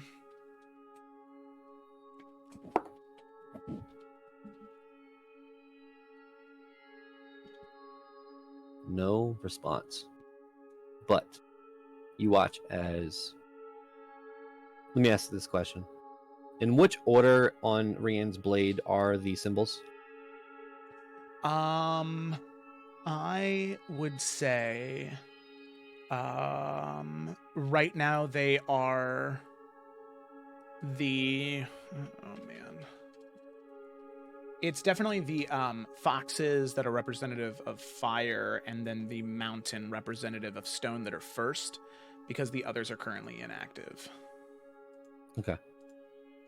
We'll just say that the fox is the first one next to the hilt, and that one lights up. And then dissipates again.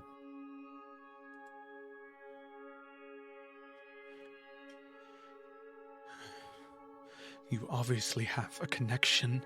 Say something. Anything.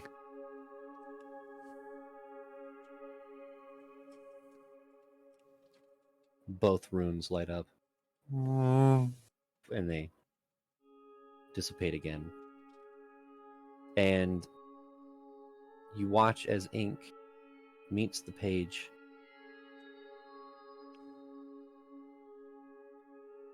Alvain.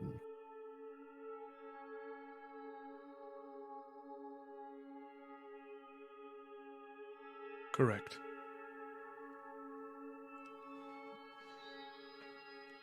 That's all.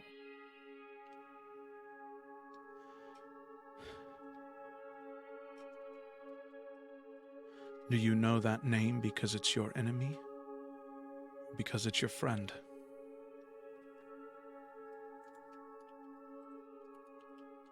Make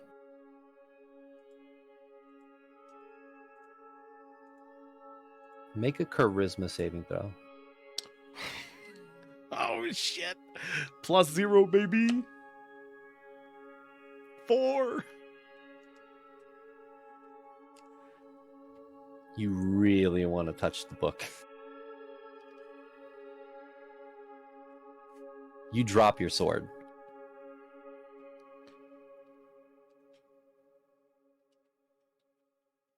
Fuck.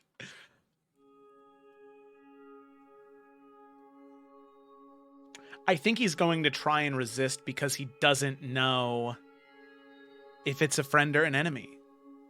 And so he's going to try and resist, but probably because of the 4 eventually be so compelled that he does touch the book even though he doesn't want to. You find yourself fighting this force, this otherworldly force, as you grab the book, and you are jolted from your consciousness. However, Rian, you disappear, and the book shuts. Holy shit, dude! What the fuck did I do? Rian, you are standing in a dark, empty space, and you hear Alvain, Alvain, Alvain, Alvain, Alvain, Alvain, Rian, Alvain, Alvain. And as these whispers are taking over everything around you, you see almost like an old-time film in front of you, a floating, rotating city surrounded by floating rocks and jutted or a spiky landscape around, and nothing but darkness and lightning striking above. You see what once was probably a beautiful, towering city on top of a mountain, however twisted and otherworldly. You see that through the dark veins of the abyss that now cover this city was once beautiful marble buildings and stone spires. You can even see that some of the towers weren't attached to each other. They were floating. However, now these vines and these rocks have twirled up these towers and connected them in a twisted way. And then staring through all of this, you feel a presence behind you.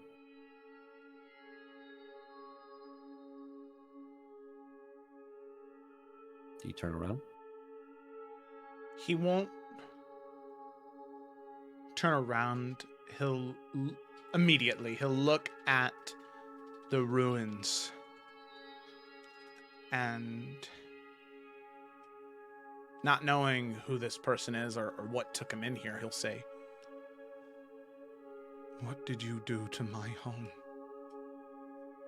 To my people?"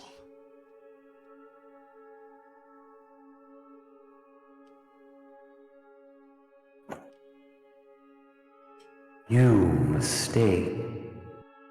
I didn't do this.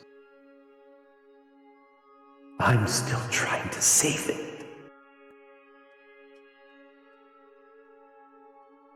From behind you. And with that, he'll kind of whip around and he'll say, "If you're trying to save it, then tell me how to help." You see a once beautiful, chiseled elven figure with long black hair. However, the face is now dull gray. Most of the face is scarred and potted. The eyes are bright orange. There are chunks even taken out of the ears. And you see this figure. Oh, wow.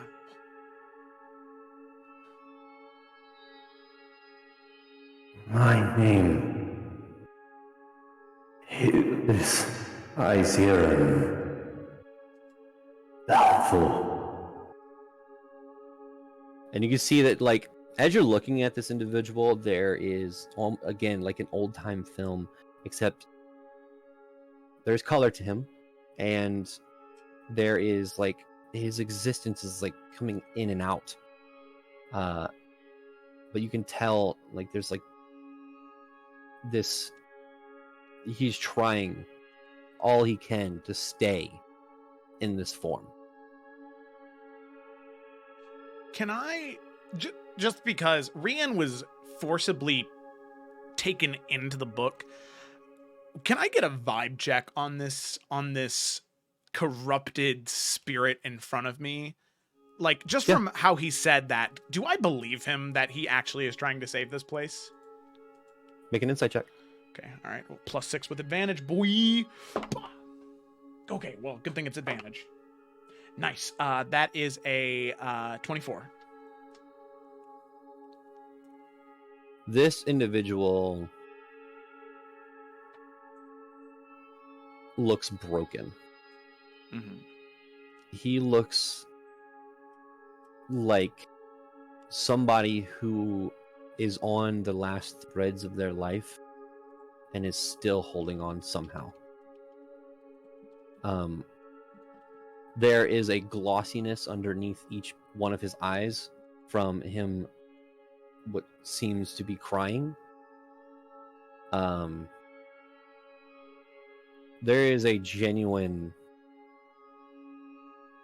there's an eeriness to this person that feels evil, but with that insight check, you can easily tell with the city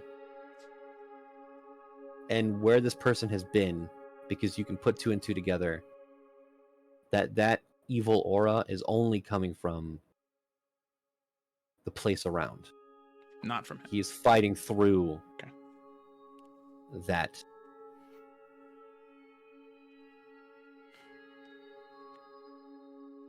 And he looks and says, I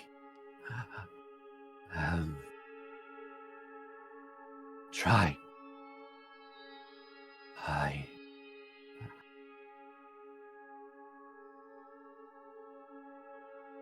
I'm trying.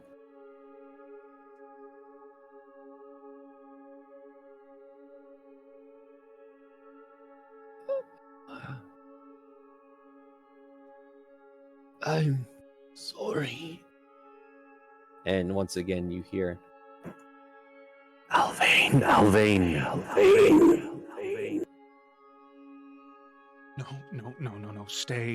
Stay out. Listen to me. And John, real quick, could you just check my message on Discord? Mhm. Okay. because it's going to affect what I'm going to say. Okay. Listen to me, all right? And you can see him kind of swallow words for a moment and then say,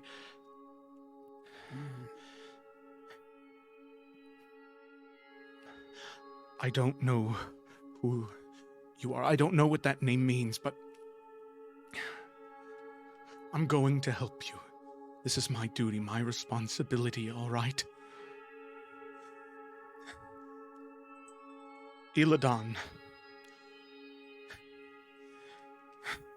You see there's a snap, like, to his face, where it's been kind of, like, twisted and, like, he's trying to keep it together, and, like, he's fading in and out of existence.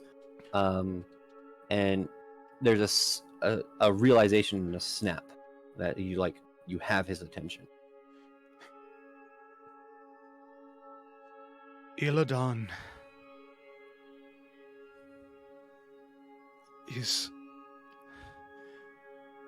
is my father. This city, these people are my responsibility. If you truly want to make it right, let me help you. Tell me what I need to do.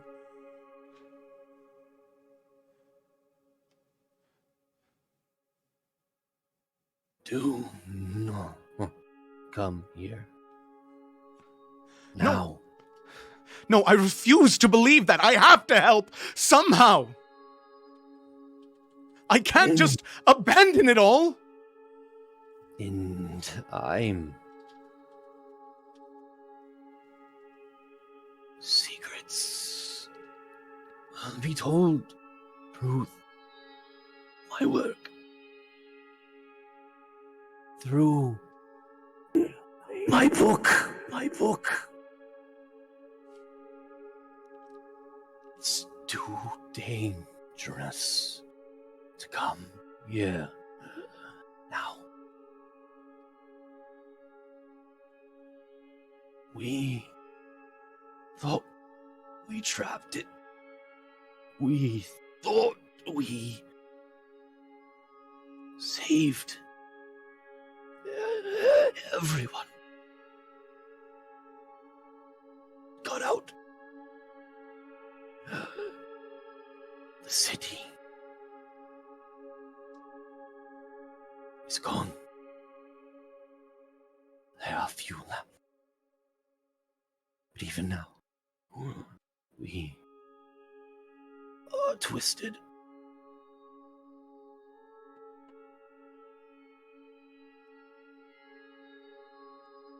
And you watch as time goes on, it is even harder and harder for Iziran to keep himself in this way. You watch as half of his face just distorts and disappears. Don't push yourself too hard, Iziran. I'll help Gak learn. I will. I don't know what I can do, but I promise I'll help him. Keep fighting for as long as you can. This is not the end of the Okunai people, I promise. As you say that, you hear, Book. Okunai. Okunai. Okunai.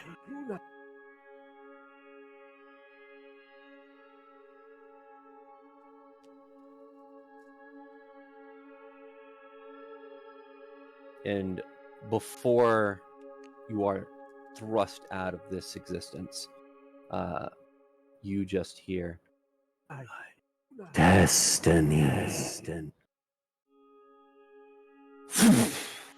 You are thrown out. You take 3 points of bludgeoning damage as you fly out of the book onto the ground. As the book falls to the ground, clatters, and shuts itself.